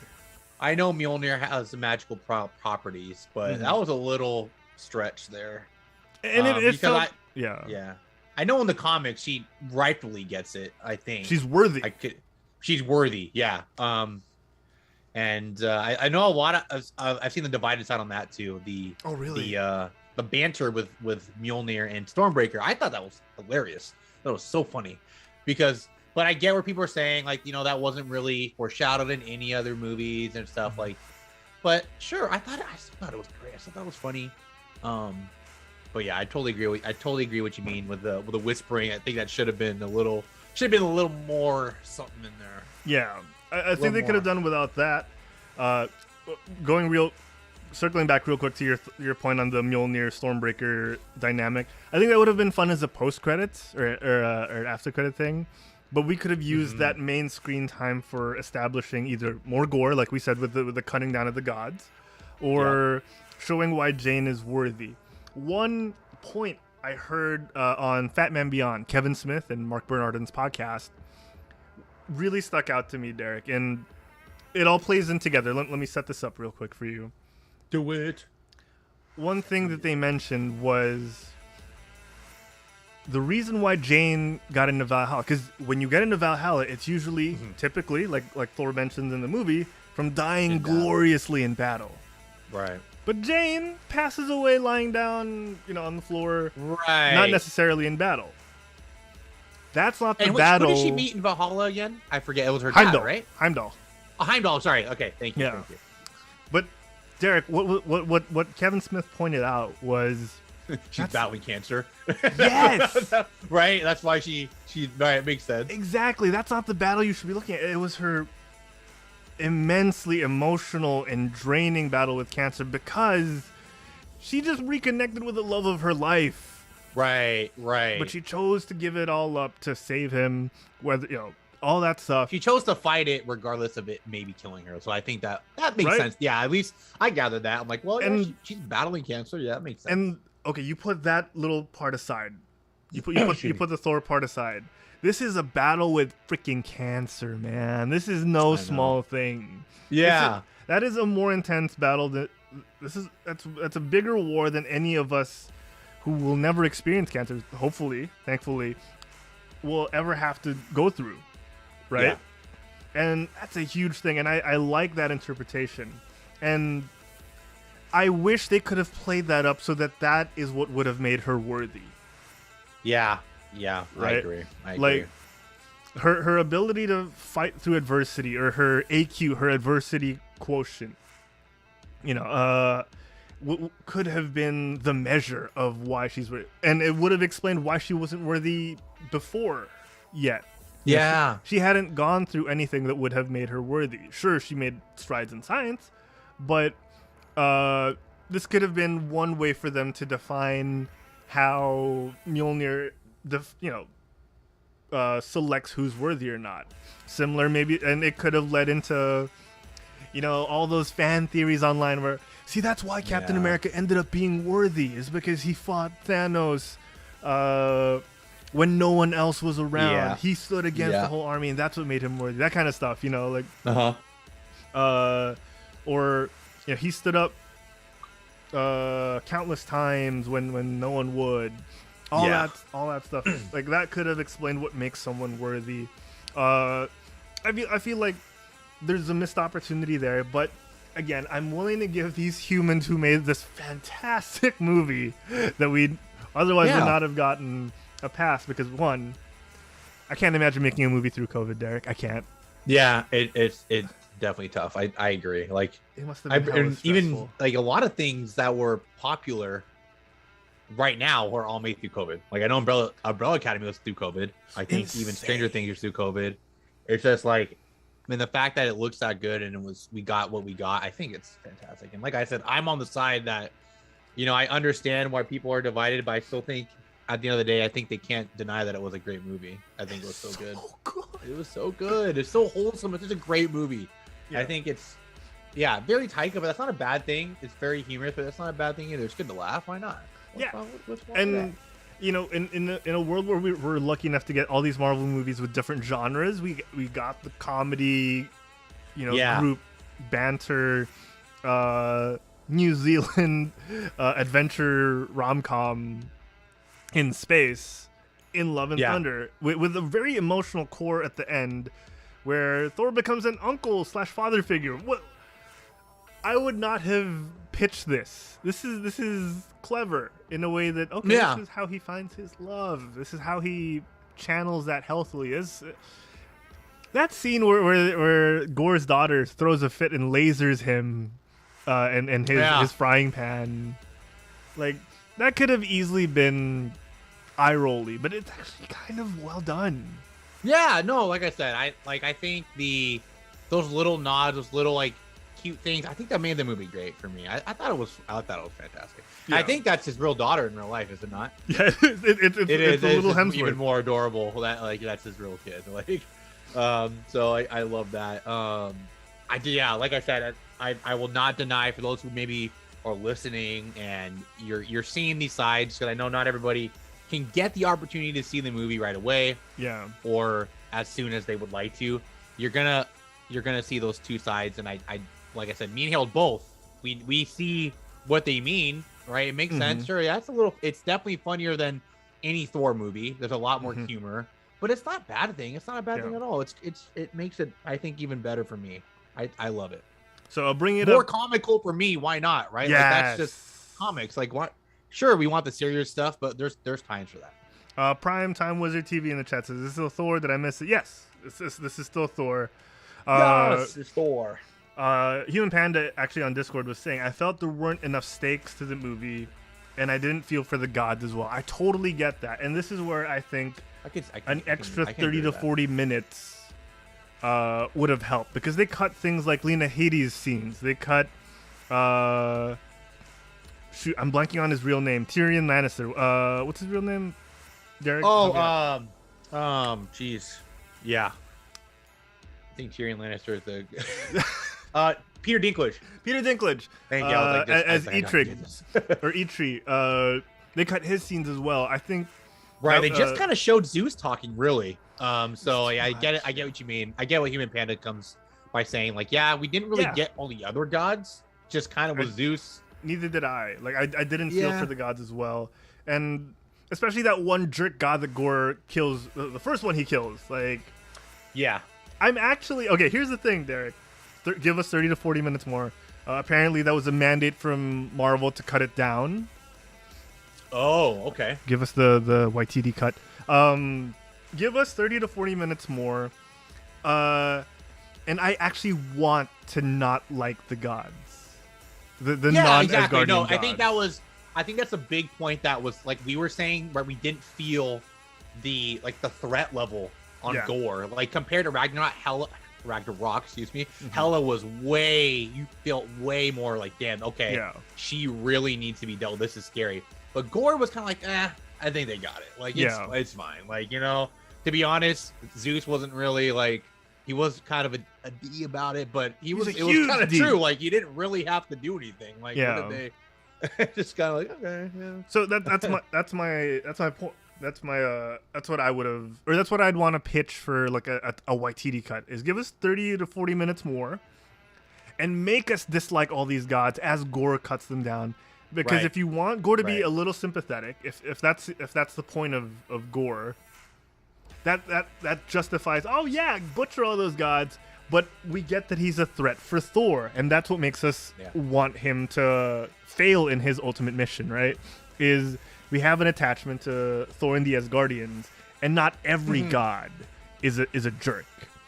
Yeah, is the point, exactly, right? And they were kind of doing a good job, because Zeus, you don't really, it's not set up to like Zeus. So you're just like, oh, this guy's kind of a dude, right? Like, pun intended. Funnily, actually, is that we needed more Gore. Yeah, from Gore. We needed more Gore with an E. We needed more Gore for Gore. Yeah.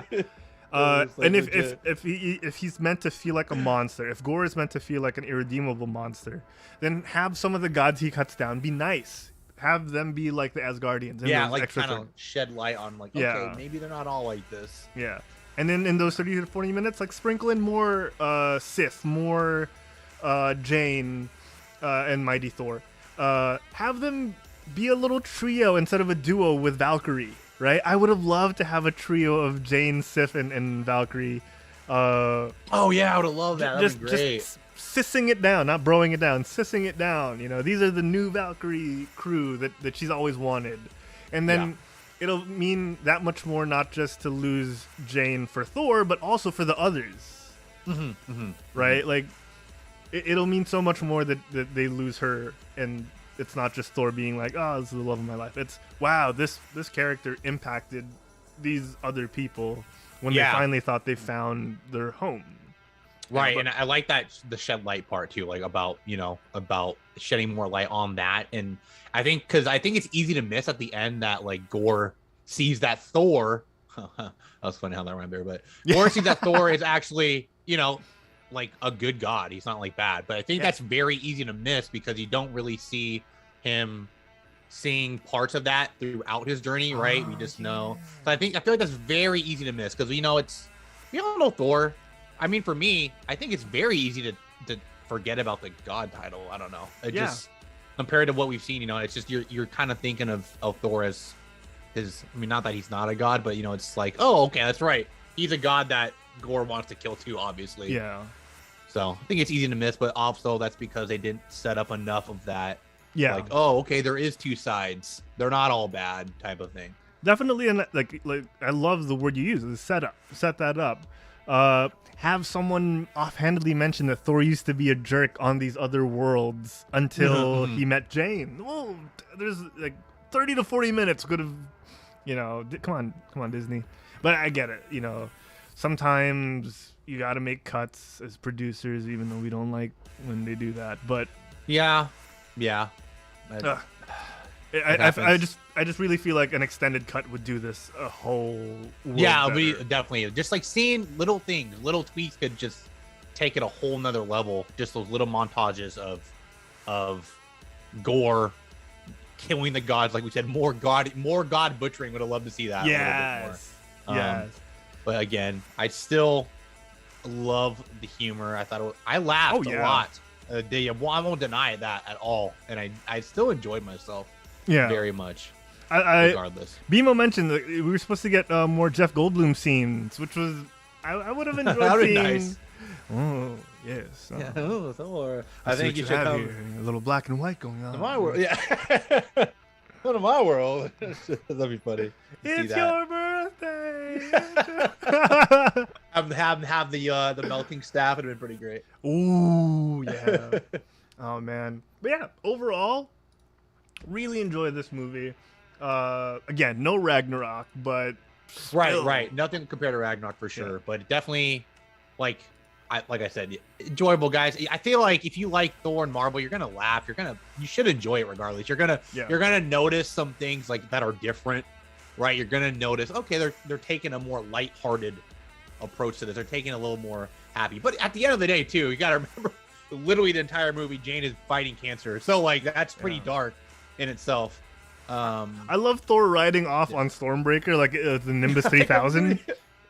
Oh, pulled you off. It literally pulled him off that time. Oh man. Okay. I think that was a good nod to that, if that's what it was. Also, can I just mention too that freaking Korg marries a rock named Dwayne? I thought that was so funny. I'm like, are you kidding me, dude? Like, Dwayne, his name was Dwayne the Rock, bro. Like, get out of here. It's really clever. It's really clever. Heavy-handed, but still clever. Yeah. On a scale, Derek, of 1 to 10 slain gods that we didn't see and were slain off screen, how many would you give Thor Love and Thunder? No, I think I'll still give it a 7. Ooh. Yeah, I think I'll still give it a 7. Either like maybe a 6.5 to 7. Oh, wow. Like I said, like I don't want to give it a 5. I feel like a 5 is like pretty bad to go in between. Like I said, there's definitely a lot of things I would improve with it. But did I enjoy it? Yeah, I laughed. The goats were hilarious. I thought, like, little things to me. I'm a comedy guy. I like when things make you laugh and they pull you in because you're weak from laughing, and then a serious moment hits, right? And I feel honestly, that's why I love a lot of the things. So the comedy for me was great. Did they overdo it a little bit? Sure, but like, there's nothing bad about laughing a lot. I still liked it. Yeah, I think it's 6.5 actually. I'll go with a 6.5. Okay. 0.5 for the just for the the popcorn holder. This is pretty worth it, honestly. I don't ever usually buy the popcorn tumblers, but this Thor, the Mjolnir one, it looks worth it. Yeah, that was great. It looks worthy. This is actually, Derek. I think this is a different precedent. I think this is the first time ever on the show's history that I'll give a higher rating than you. Oh, what? Yes. No way. So I am giving Thor: Love and Thunder an 8 slain gods out of 10. Oh, nice. That were slain off screen and we didn't see, but were killed anyway. Yeah, we're slain off screen. I like that. There's so much to love about this. I mean, yes, there's a lot to dislike for a lot of different people, but personally, yeah, of course, I understand that. Like, I definitely see it. I sat down and enjoyed myself from end to end. It is definitely one of those movies that we talked about this before, where you start to wonder and nitpick, like, oh, I would have done this differently, I would have done that differently, and that's where I dock it points, because, you know, at the end of the day, I think they could have handled Gore's monsters without giving the kids powers, but then we wouldn't have laser bunny eyes shooting. I would have loved for Sif to be actually worthy instead of protect Sif. Okay, not Sif. Sorry, Jane. Gorgeous Sif. Like, honestly, we love Sif. Like, just show her more. Yeah. Sorry, I meant Jane. I would have loved for Jane to actually be worthy instead of the whispering part. Yeah, that was kind of. There's definitely a lot of stuff I would have preferred they did differently, but at the end of the day, it is a movie that I will enjoy and rewatch. Over and for over sure. Again. Like, I'm gonna laugh when I watch it. It's a good, and I think for me, like, obviously, I love good fight scenes and love good action. I think there was a good enough like stuff. I love the new Mjolnir. Honestly, that was pretty cool. The shattered one. The shattered part. I thought it was a cool concept, like, that they did, and hopefully they open up more with other stuff like world building before you veer off. Obviously, the post credit, right? We see Hercules, so maybe we'll see more of the god. I would love to see that, but yeah, I agree with you, man. We can't deny the things we see. Obviously, we can see why, but yeah, I think you'll enjoy it. If you're watching, listening, excuse me, and you're wondering, will I enjoy this? I still think you'll enjoy it. I would paint a face on my Mjolnir any day. Oh, yeah, that's right. Like, it's cute. That was pretty cute. That was adorable. Yeah, I thoroughly enjoyed Thor: Love and Thunder. I loved most of the soundtrack. I think by the third Guns N' Roses song, I think it was. I think they ended up playing. Soundtrack was great. Yeah, I think they ended up playing either Night Train or You Could Be Mine or something. Again, I'm a huge Guns N' Roses fan.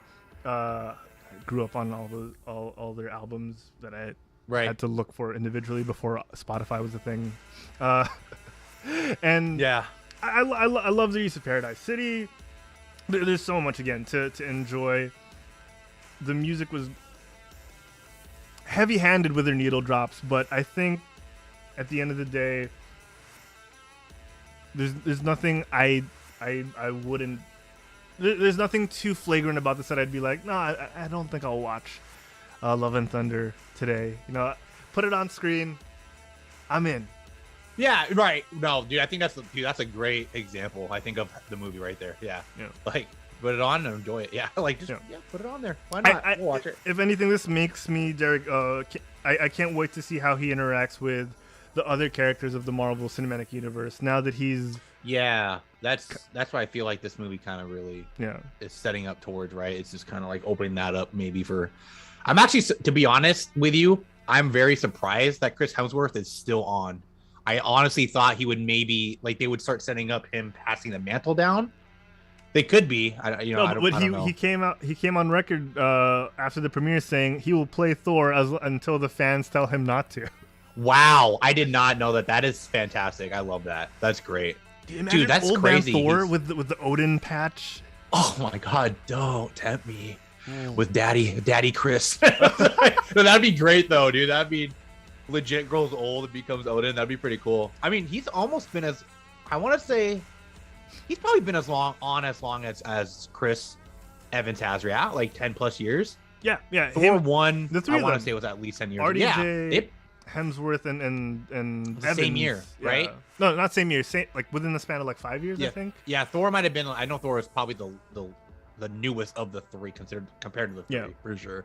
But yeah, that's crazy, man. I mean, good for him that he has like a good attitude about it. Obviously, I would get it though, man. To do the same role over and over again, it might toll on you. And if he's But ready look to how do it, he's developed, right? He went from dad bod to god bod. no, from meathead Thor who only wants war, to I could throw in a joke or two myself. Yeah, I'm pretty. Yeah. I'm kind of a funny man myself. You know, like Yeah. he's really developed as a character, and I guess as an actor, because we didn't get any of that comedic side aside from this is delicious. Bring me another. Like Yeah, that's true. Yeah, I remember that scene. That was a great scene. I actually don't remember any funny lines from Thor to the Dark World. I don't either. It was a dark times. That, you know, honestly, the record's kind of going pretty good, right? First Thor was good. Second Thor was really bad. Ragnarok was great. This one was not as good as Ragnarok, as people say, but it's not as bad as Dark World. Yeah. So, yeah. Right? Like, I enjoy Love and Thunder. Dark was kind of like, okay. What else is happening? What's next? Oh man! All right, Derek. Let's tackle Miss Marvel. All right, let's stretch into this. before we deign the show to be ended, I would be remiss if we were not to discuss this amazing show of not just superheroism but also culture. Did you expect to get this much? Yeah. You know, like, and I think, I think we gotta appreciate that, right? I know, it's not gonna be. I know it's not gonna be for everybody. Like, a lot of people are not gonna be like, oh, it's not like a main. You know, obviously, it's not a main Avenger or like big screen person. But I still really respect the hell out of the culture they brought to this. Appreciated it. And just kind of open your world there. But dude, sorry, the actress name of Iman Vellani. Dude, Iman is literally all of us, like in IRL and in the show, dude. Like, it's insane. I love her energy. It's so great. Like, I love it so much. It's not addictive. It's infectious. There we go. That's the word. It's infectious. and to be honest, like, I feel like they did such a good job of choosing her, because if she didn't have that like energy, the energy she portrays, I think I might have disliked the show. But I feel like she really carried it with her vibe and energy. Like, it was just so good. You can tell she was chosen by Feige for a reason, right? She's got that right. wide-eyed wonderment to her. You can get into that Marvel about her. Yes. I mean, you can get into the fact that yes, they chose a brown young woman who doesn't fit the stereotype of super skinny, whatever Hollywood stereotypes. You can get into that, but I think it goes beyond all of that. It's more of the enthusiasm she shows and brings to the role. It doesn't take you out of who she is as a character. No, it doesn't at all. Especially that last scene with her looking over Manhattan from New Jersey. Yeah, that was great. That was a good shot. That was a great shot. She pulled off scenes like her wearing the cosplay so well. Dude, yeah, I know, right? Like, I love that they have like the cost. That's the thing that I loved about this, is because we get to see the side of like, kind of like us, right? Like us being fans of comics and the movies. We get to see that in their world that actually has these superheroes, right? And you get to see her cosplay outfits and how everybody like reacts to the superheroes and stuff. It's kind of interesting to see that. Yeah. And man, the show though. Yeah. I want to say this. The show. Okay, I'm gonna give it the COVID pass because obviously they had to shoot through COVID, but it does feel like it was rushed, right? It feels like I could have used for sure a few more episodes in between to set up so many things. It suffers from the same thing that WandaVision and Hawkeye did, where they saved everything for the back end, and it was just like the final episode where everything comes together. Yeah, the final episode was probably the craziest out of everything, to be honest. That might be why a lot of people are listening right now too. Like, the last episode was insane, the things they dropped. Obviously, for those who, I don't know Kamala too much, but they did change a lot of stuff. Like, obviously her powers aren't like that. She's literally she has like stretch powers. Like, she's kind of like Luffy pretty much. She's very stretch, and she can embolden and do a lot of that stuff, but they kind of made her powers cosmic here. However, I'm not too upset about that because apparently that was planned, and there's a plan for that. So, and how it correlates with Captain Marvel and everything. So which we kind of see at the very end. Was it a post-credit scene? I forget. I think that was post actually. Yeah, and oh man, Brie looked really good. I was like, dude, you look so good, dude. Okay. Oh, Brie, I don't want to reduce women to just how they look, Derek. But I know. I mean, like, I'm saying Brie Larson look amazing. Yeah, dude, like with the suit and her hair, and I feel like too her expression. That's the word I'm looking at for. Like her expression was so like, I love it, man. Like Brie got so much hate as Captain Marvel. I thought she did a great job, man. I don't know why people hate on her so much, but because we can get into why they hate her. There's so much to it, but she looks great in this. She did look great. Derek, we're not gonna reduce the woman to her looks. The acting was hilarious because she has I know that's what I'm saying. Her like expressions and everything was all right, very comical, right? Very comical. This one still made me laugh out. Yeah, the eye looked. It's kind of funny though. I feel like every time we see Carol Danvers, she has a new hairstyle. I love it. I love it. I know. It's just like, you know what? She can't even sit still. She got to be different every time. I love that. I love that so much. If I was brave, Derek, I'd try and undercut, but I know it won't work for me. I know. I wish we all could just be like, you know what? I want to do this hairstyle today and look great as Brie does. Brie can pull off, she's pulled off all the looks, to be honest. There was a section of my childhood, Derek, where I wanted to try cornrows. Because Allen Iverson was huge in that time. Yeah. Oh, yeah, dude. That was a huge thing back in the day. I remember. I was like, I'm brown. I got this. Let me grow out my hair. I got this. I don't think it would have looked nice. Nope. Okay. Going back to Ms. Marvel, Derek. Yes, pacing is always a flaw in these shows for some reason. Hopefully they get better at it. Culturally significant. I think someone pointed it out, I think on Reddit or a podcast I listened to, I can't quite remember. This did for the Pakistani separation from India and the whole religious, like the reason why people were forced out of India because of religion and all that stuff. This show did for that what Watchmen did for the Oklahoma massacre. Because I had no idea. I like that comparison, actually. Right? The Tulsa massacre. I had no idea that was a thing. I just thought, okay, Middle Eastern countries, South Asian countries. Yeah. They're split up because of land, because of the geography. But these people were forced to migrate for fear of their lives. Yeah. And I had no clue. I was really impressed by that. Dude, same. And I what was I gonna say with the culture part and the art style? I feel like it sucks because the first 2 episodes, I love what they were doing with the art and the words everywhere and how like things were animated, but they kind of was like it was getting less and less and less. Like, no, why? That was so good. Like, keep that in there. It's very Scott Pilgrim-y.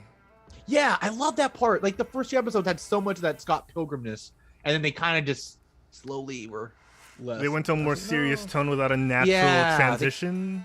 And for me, I really enjoyed that in the first episode. I thought, you know what, this is obviously like this. I like this. They obviously did a lot of work to do that, and I thought that was gonna be like the vibe for the whole series, but it does. Sadly, maybe they could have sprinkled a little more. It didn't have to be as heavy as the first few episodes because it was a more serious tone, like for the backstory of the grandmother and all that stuff. But Bimo was even saying, I guess it was 2 different actors, so the first 2 directors, and the rest. Director. So that makes sense. Maybe that's why the thing kind of was like lessened. But that's interesting. Yeah. No, I get it though, because you do have that overall vision, and then you introduce Iman as this youthful kid, and then it gets a little more serious. So they style the effects and the tone of the show that way. I get it. It would have been nice though to have those little sprinkles of the Edgar Wright. Is that his name? Edgar Wright. Visual to it. So yeah, I can see why they did it. Especially with the switching of the directors. But yeah, this was such an enjoyable show. And like you were mentioning with the art style, a welcome difference to everything else we've gotten. Yeah. I wish we could get more sooner, I guess, because it felt like it needed more episodes, like Thor: Love and Thunder needed more screen time. Yeah, I think that's the takeaway from these two is more screen time, pace that out a little better. Yeah. Right, like for sure. I do want to ask you though, what are your thoughts on the mutant drop and the X-Men theme at the last episode there? How did that make you feel? Because I feel like that was the craziest thing they did. So 100%. I missed the theme in my first pass. Oh, okay. And then it was pointed out to me, so I went back real quick. Yeah, and I was like, it was pretty. I caught it. I was like, oh. I was like, what? I'm here for it. Yeah. They're introducing it, and that's important, right? Like, I know it's not the way we thought it was, but doesn't the matter. fact that they said the word mutant, right? I mean, we already obviously got the music from Strange, but the word but mutant and that accompanied with it was made me very hopeful for the future of Marvel and X-Men being in the mix. Can we say how little effort it is to have that sound play, but how much it pays off to have it play? Yeah. No, right. It's like the littlest thing just means wonders to the ears, right? Like, because you could ignore it and, sure that like you'd still have the reveal play out, but that little thing, which probably doesn't take that much effort to have in that scene, just adds so much to it that it's like having Immigrant Song from Thor Ragnarok play when he has his lightning powers in the fight against Helya. Yeah. Yeah. You could have done with a different song, sure, but the fact that it services all those people who thought like, oh, that would have been perfect there. Yeah. And like it's so well done, and it's the kind of stuff like I love with the MCU and really appreciate. And I was gonna say too, I'm loving this plan that Kevin seems to be paving out, but I'm so excited to see it unravel, because honestly, I think only WandaVision has really kind of been mentioned in the MCU currently, right? Like that's the only thing that was briefly from the show was noticed on like the main MCU timeline. We haven't seen nothing about Loki yet. This mutant thing got put out there. Where has Sam been all this time? Kind of all these things. I'm wondering like what Hawkeye, like what's going on with. I want to see all these. How is Kevin planning this? I'm sure it's going to be.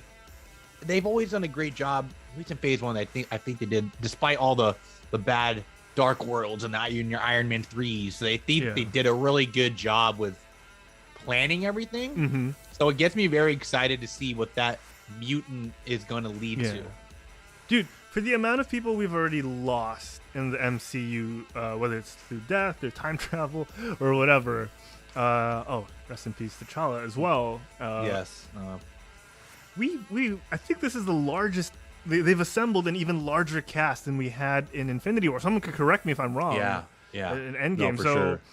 I want to see all these people interact, man. I know it's gonna be great. Like Jesus, man, and I can't like see. That's what I was saying too. Like imagine like how crazy Spider-Man was and multiverse.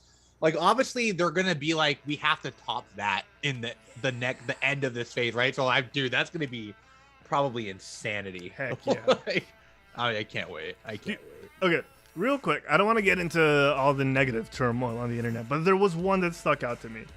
People were saying, I don't see the common thread with all these movies building up to something, unlike when the Avengers built up to Thanos. First of all, I feel like that's wrong though, because Thanos was introduced very late. Very late. And they sort of stumbled upon it, right? Right. Because no way they planned the ether to be an Infinity Stone and all that stuff. They figured it out along the way, and they admitted that. And when Feige admitted to that. The Thanos thing was great. Don't get me wrong. Yeah, Thanos was fantastic. But we actually have second point, we actually have a linear path. They've already shown us every hint we could ask for. It's the multiverse. It's not. Yeah, it's the multiverse. It's not as heavy-handed as people are appearing through portals every show and every movie from a different universe, like we had at the end of Doctor Strange. But we already had them mention it in almost every medium. Dude, they mentioned it the first movie post Thanos, which was Spider-Man: Homecoming. It wasn't real, but they mentioned the multiverse that Mysterio was apparently from, right? And Spider-Man was like, "Oh, you're telling me there's a multiverse?" It was already like being implanted there. Like, oh, you know what I'm saying? So like, that was literally the first movie after Endgame. So like, that's literally right. It's like, come on, like Ms. Marvel has an incursion supposedly happening where one universe is colliding with ours. Like, do they have to draw a diagram of how each of these shows mentions or hint? Like, I don't get. Yeah, because honestly, like even Thanos' design, like it's been different. Like you first see him in the end of what was that? Avengers 1. Yeah. Like just a brief face shot and that was it. Right. They didn't have and he Brolin literally yet. Right. And then they even say like another thing. It was a whole nother what was I gonna say, timeline where he talks about to beat them would mean to court death. And I know in the comic verse, he literally courts death, like the embodiment. So that was like, that's not the Infinity thing at all, for sure. Yeah. And then, you have that plot hole of him getting the gauntlet, and then it also being made by the, God, I forgot the dwarf's name again. Etric, right? So it's like, oh no, they kind of threw in there, oh no, that was just like a trophy gauntlet. That wasn't the real one. Like, okay, sure. See, there's like, it's little things.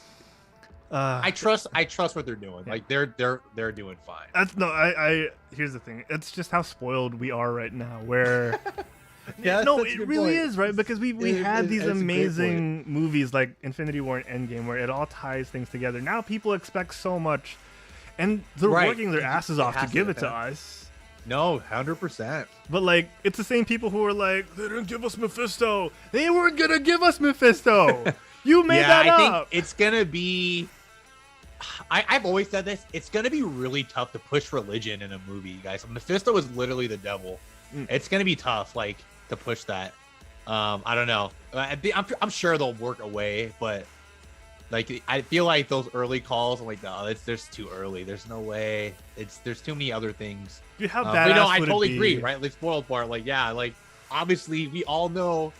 Right, like, oh, okay, phase 2 has to be better than phase 1 somehow. They have to do it, or they're gonna lose like value a little bit. It's like they gotta have some threat and grand scale comparable to 1. So, and we all just want it now, and I get it, but Marvel's always done a good job of paving. We don't want a DC thing. We don't want that. We don't want it shoved down our throats. Take your time. I think it's fine. I mean, we're here. We're ready.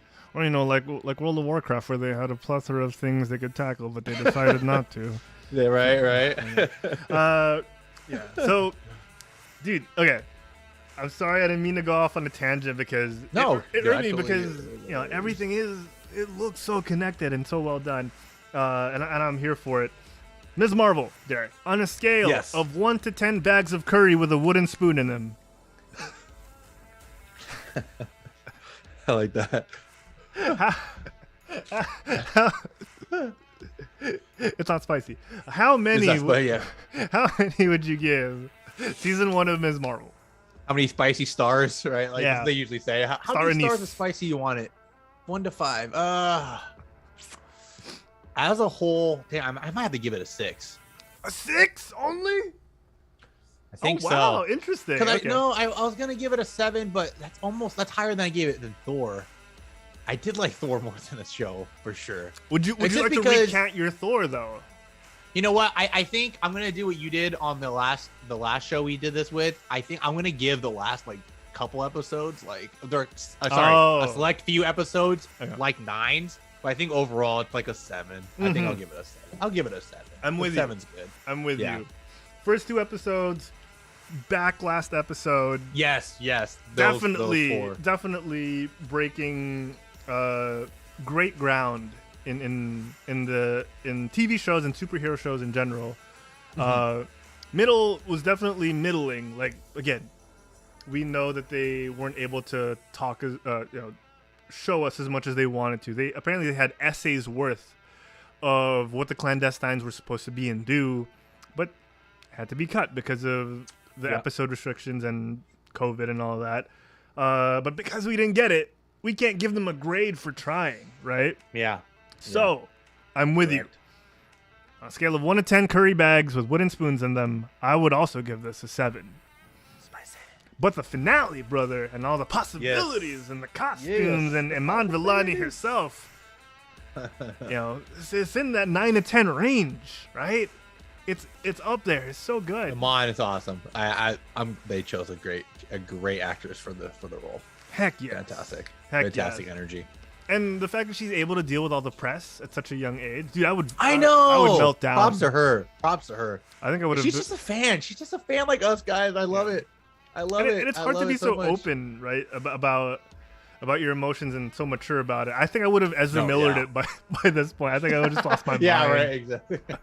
I like that. Oh, but yeah, I'm glad we have her. She's a great example for not just South Asian people, but how to channel being a young actress, positively and healthily. Because the 80s and the early 90s were full of train wrecks of how people handle these young actors and actresses.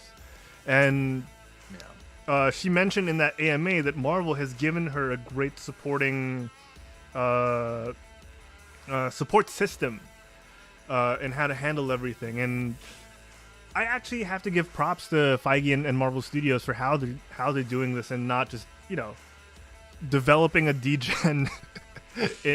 Not letting Iman Vellani fall into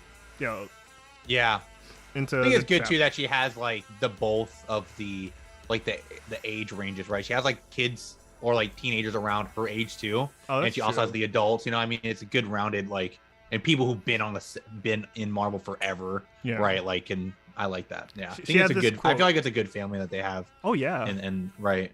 And she had this quote, which I think more people should kind of take to heart, which is, she doesn't want to meet Robert Downey Jr. yet because she still has him up on a pedestal.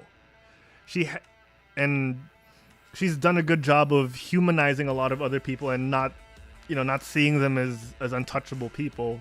She can't do that yet for Robert Downey Jr. because she wants to see him as like the perfect person. But don't put your idols up on a pedestal. It's great to look up to them and aspire to be a certain way, but if you see someone and refuse to acknowledge their flaws and all of that, that's a trap for yourself. That's a recipe for disaster. And she's so mature. I wasn't able to think like that at her age. She's very mature. She's great. Dude, she handles things so well. Right, Derek. At her age, I was still trying to figure out who I was, and I was every new TV show I watched, that was my personality. Right? I know. So yeah, it's great to see her evolve in front of us, and just have a positive role model like that to be like, hey, we're also human. Don't idolize us. Don't we're not flawless. Like, it's great. It's super cool.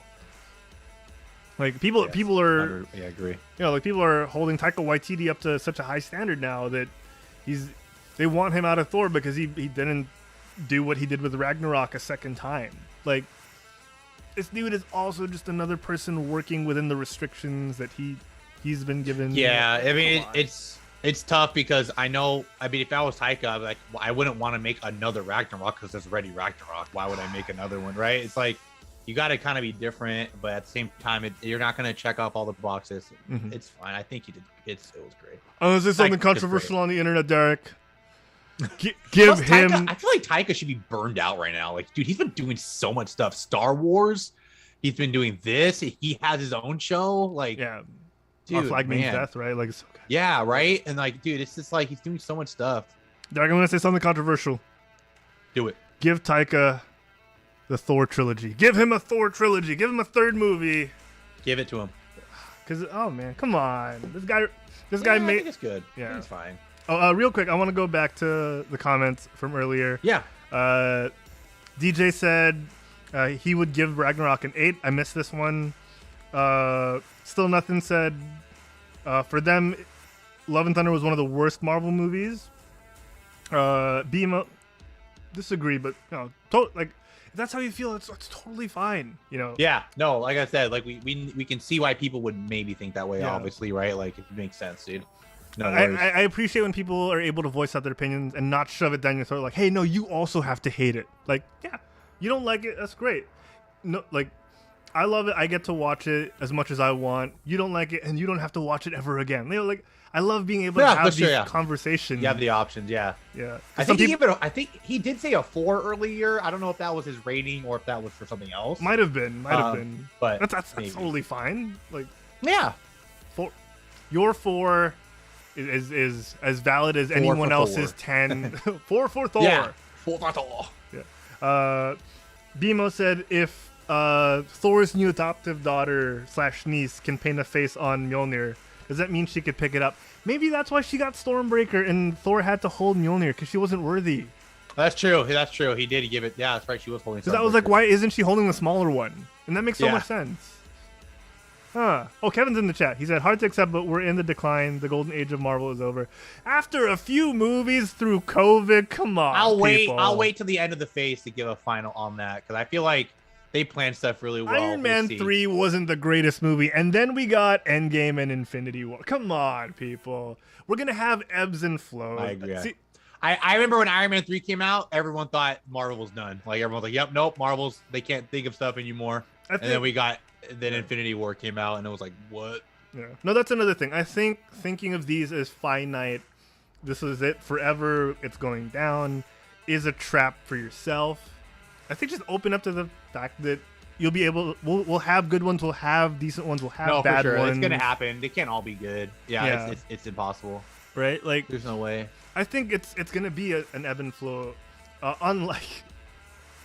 Unfortunately, unlike DC, who just seem to be on a constant decline. Yeah. And those guys can catch a break, right? Like they thought, wait for this Flash. We're bringing Kevin. No, not Kevin Conroy. We're bringing what's his face back? Vulture. Bringing. Oh man, who's the guy who played Batman in the? In Vulture, who played Vulture, right? Yeah. Not goddamn. I was Val Kilmer. No, that's not Val. It's God, come on, Birdman. It's Beetlejuice. Beetlejuice, Birdman. There's so many movies. I can't think of it. Michael Keaton. Okay. Michael Keaton. Thank you. Like, just when they thought, yes, we got Michael Keaton on board, we're gonna blow people's minds. They got Ezra Miller tanking the crap out of their movie. Just when they thought people seem to like Momoa, we'll give them more Momoa, and then Amber Heard happens. Came in and pooped on everything. Yeah, just ruined it. They can't catch a break, man. Next thing you know, like we'll get Black Adam, and they're like, oh, Pierce Brosnan has allegations as well. Yeah. My gosh, I hope not. But yeah. Thank you. People says Spider-Man.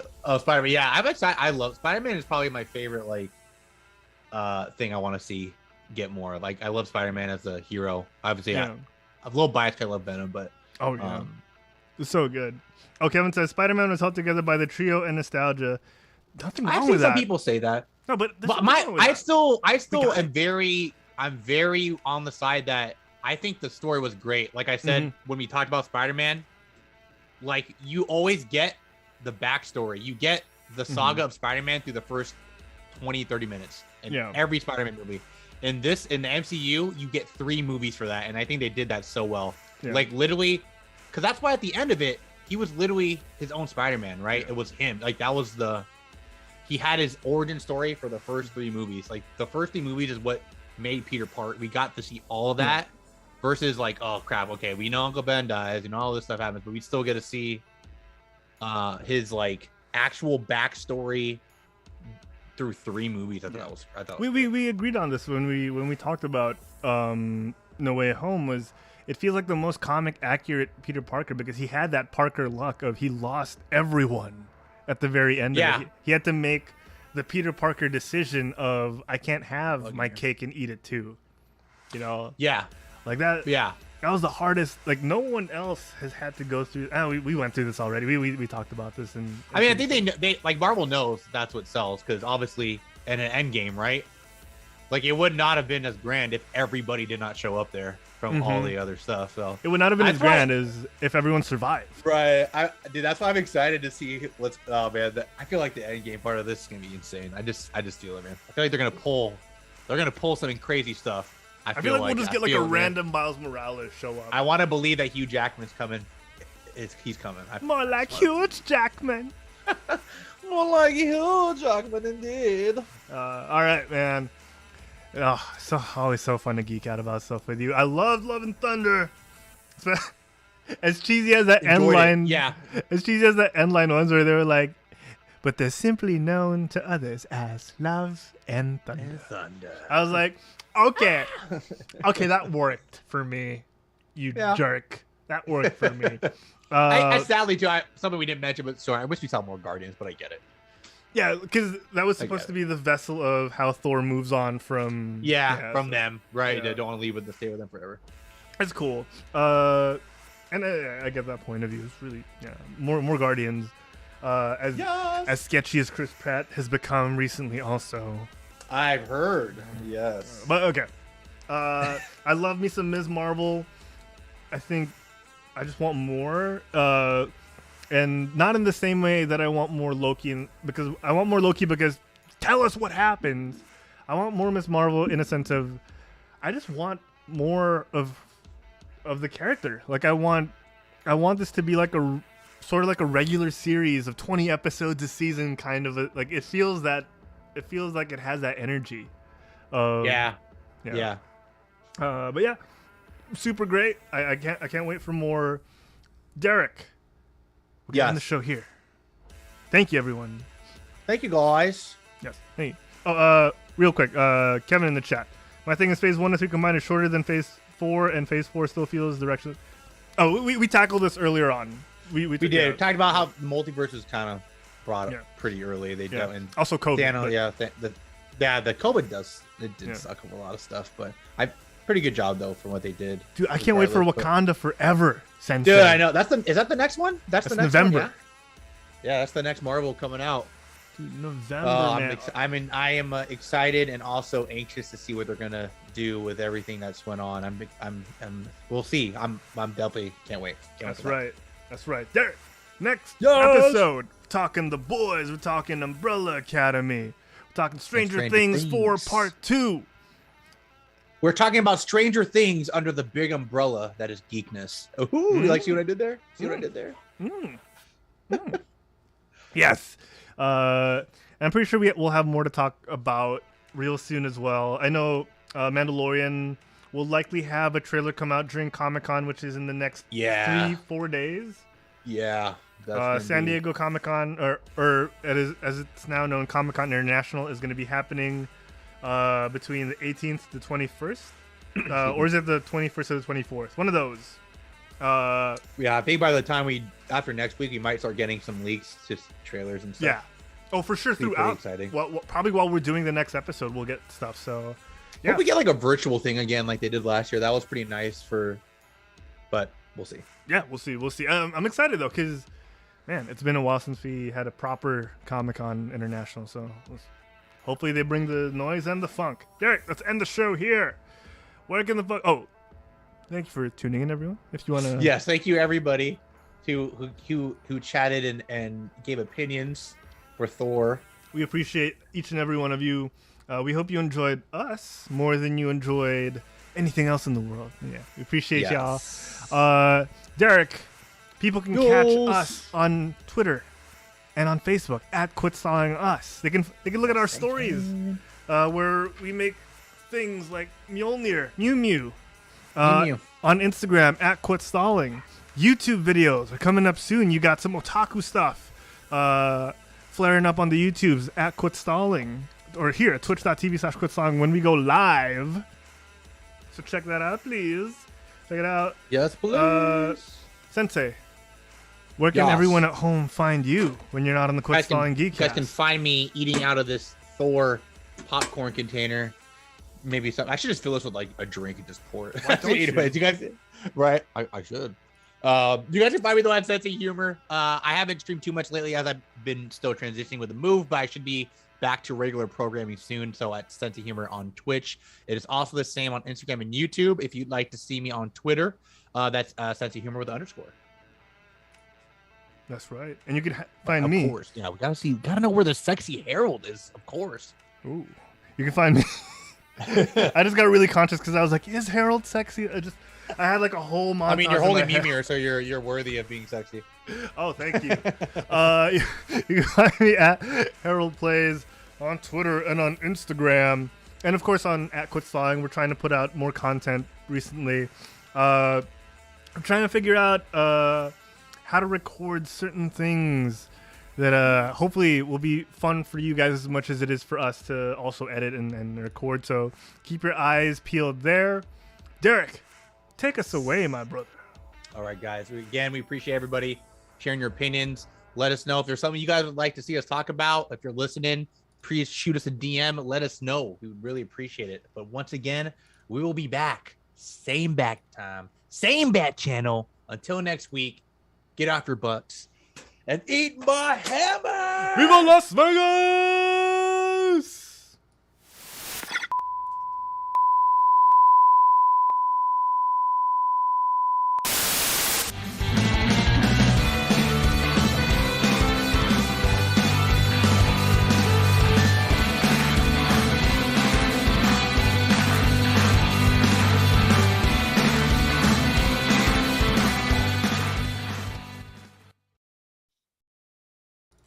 I wish there was a way to record our faces when we do the outro. I know, right? I had to throw the Jane Foster quote in there. Eat my hammer! Dude, freaking... I love that. That was so funny. I love the Jodie Foster. Jane Fonda. Like Fonda. I love the jokes that they threw in. Yeah, that was funny, man. It was.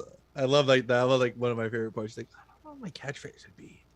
What do you think of eat my hammer? I was like, this is pretty cute. I love this. I wonder. Okay, it got me thinking. What would my catchphrase be if I was a superhero? It's so hard, right? Yeah, that is tough. It's a tough thing. It's like Thor said though. It would come, naturally.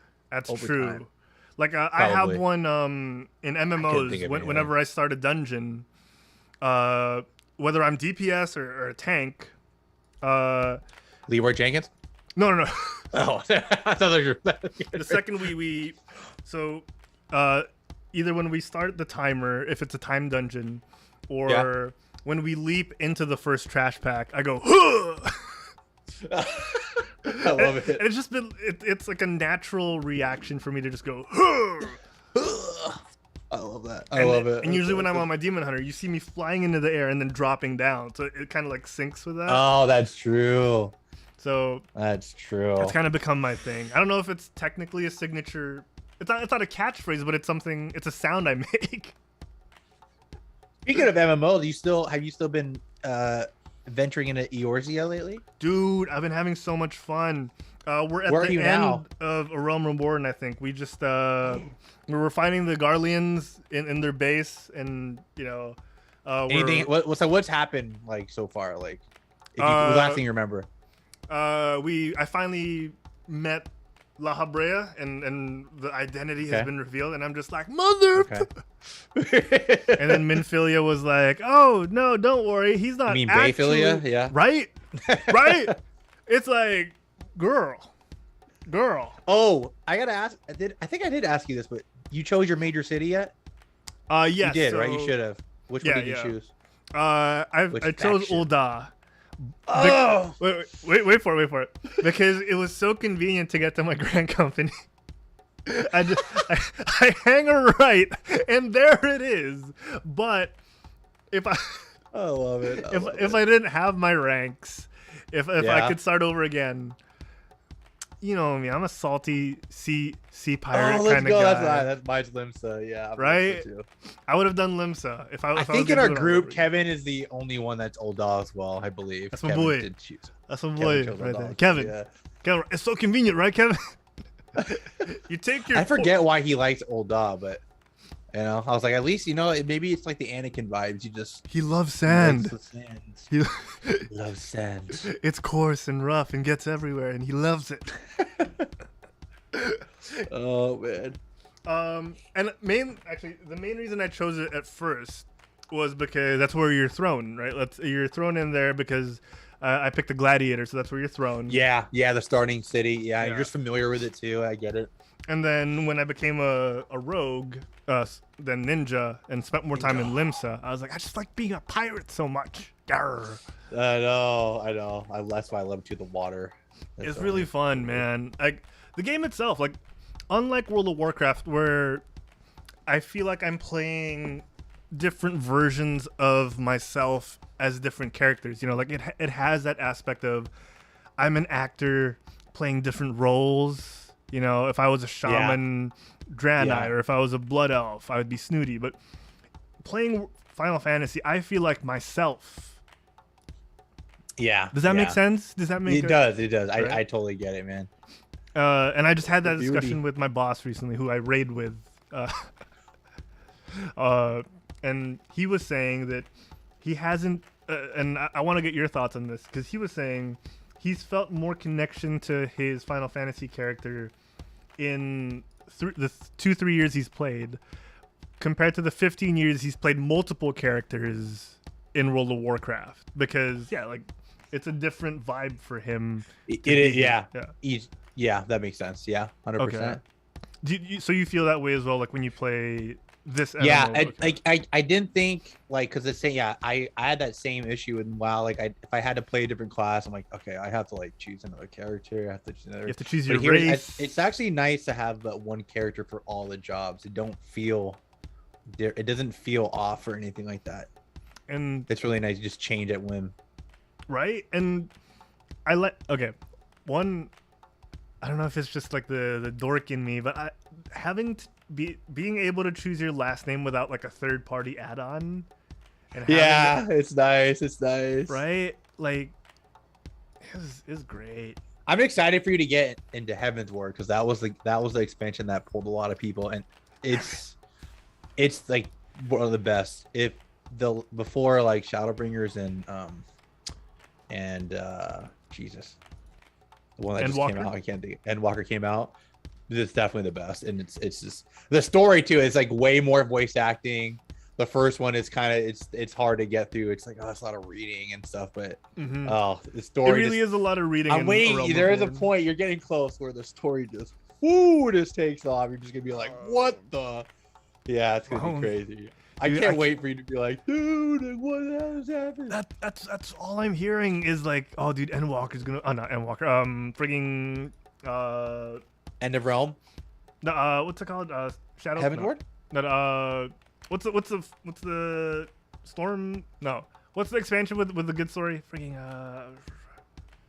Well, Endwalker, I think, currently has the best. One of the earlier ones. What was it called? Shadowbringers. Then Shadowbringers, yeah. Shadowbringers is really good too. Yeah, man. Everyone keeps saying that, and I'm just like. It's like in order. I would say it's like Endwalker, Shadowbringers, Heaven's Ward, Stormblood, then Realm. So like they're just saying like, hurry up and get to that part. Like, no, take your time, dude. I'm telling you, just enjoy it. It's so much worth, like, because like it's nice to enjoy it, because then when it happens, you're just like, okay, I'm invested. I know what's going on. I'm so excited, man. It's like, so good, man. Yeah, I'm telling you, it's great. It's fantastic. I don't think I've been this excited about story in a game in a long time, dude. That's why the thing is that's crazy for me is that you're feeling that on Realm, dude. I know I cannot wait. Like, I'm jealous you get to relive it. It's so good. Like, dude, when you get to Heaven's Ward, you're gonna love it so much, man. I'm telling you. The text reading is kind of draining. I can't wait to get. No, yeah, don't worry. Like, dude, it gets like Realm, and the good thing is that they cut a lot of it out. Like a lot of the quests, dude. It used to be. There's probably like a good 200 quests they cut out of the main story. Oh, that's good. Yeah, I remember after like Realm, there was like they do this in WoW too. There's like an in-between part before the next expansion. There's like 100 quests you had to do. I'm not even exaggerating. It was just like, deliver this orange to that person. I'm like, why? Just give me the MSQ. Why am I delivering an orange to this guy who's right across from me? Just throw it over. but it's like, okay, they took a lot of that crap out. I don't. It's not as bad at all. So, yeah, dude, I can't wait, man, until you get to. And you're close. I'm pretty sure, especially since you know who La Brea is now. Yeah. You're very close. You're really close. So I'm hyped. I'm hyped to find all that out. Yeah, man. And yeah, I can't wait till they fix it so that I can actually play with you. Yes, dude. Yes. I can't wait. I can't can't wait. I freaking can't wait, man. Oh, I'm excited. I'm excited. Oh, good show though, man. Yeah, we still have to figure out what we could play together. We've been playing this for months, but we Yeah, no, we will definitely plan it too. Especially, I'm just excited. Once I'm pretty sure by the next show this should be set up and good to go. Okay. And have the lights. Could we do like a list of games that you and I could play on stream together? Like, yeah, so we could figure out like what would actually work and something we could play with like Kevin and you know just have people come in. Yeah, dude, for sure, dude. Hell yeah. Yeah. All right. Man, okay, we're gonna end the stream, guys. All right, guys.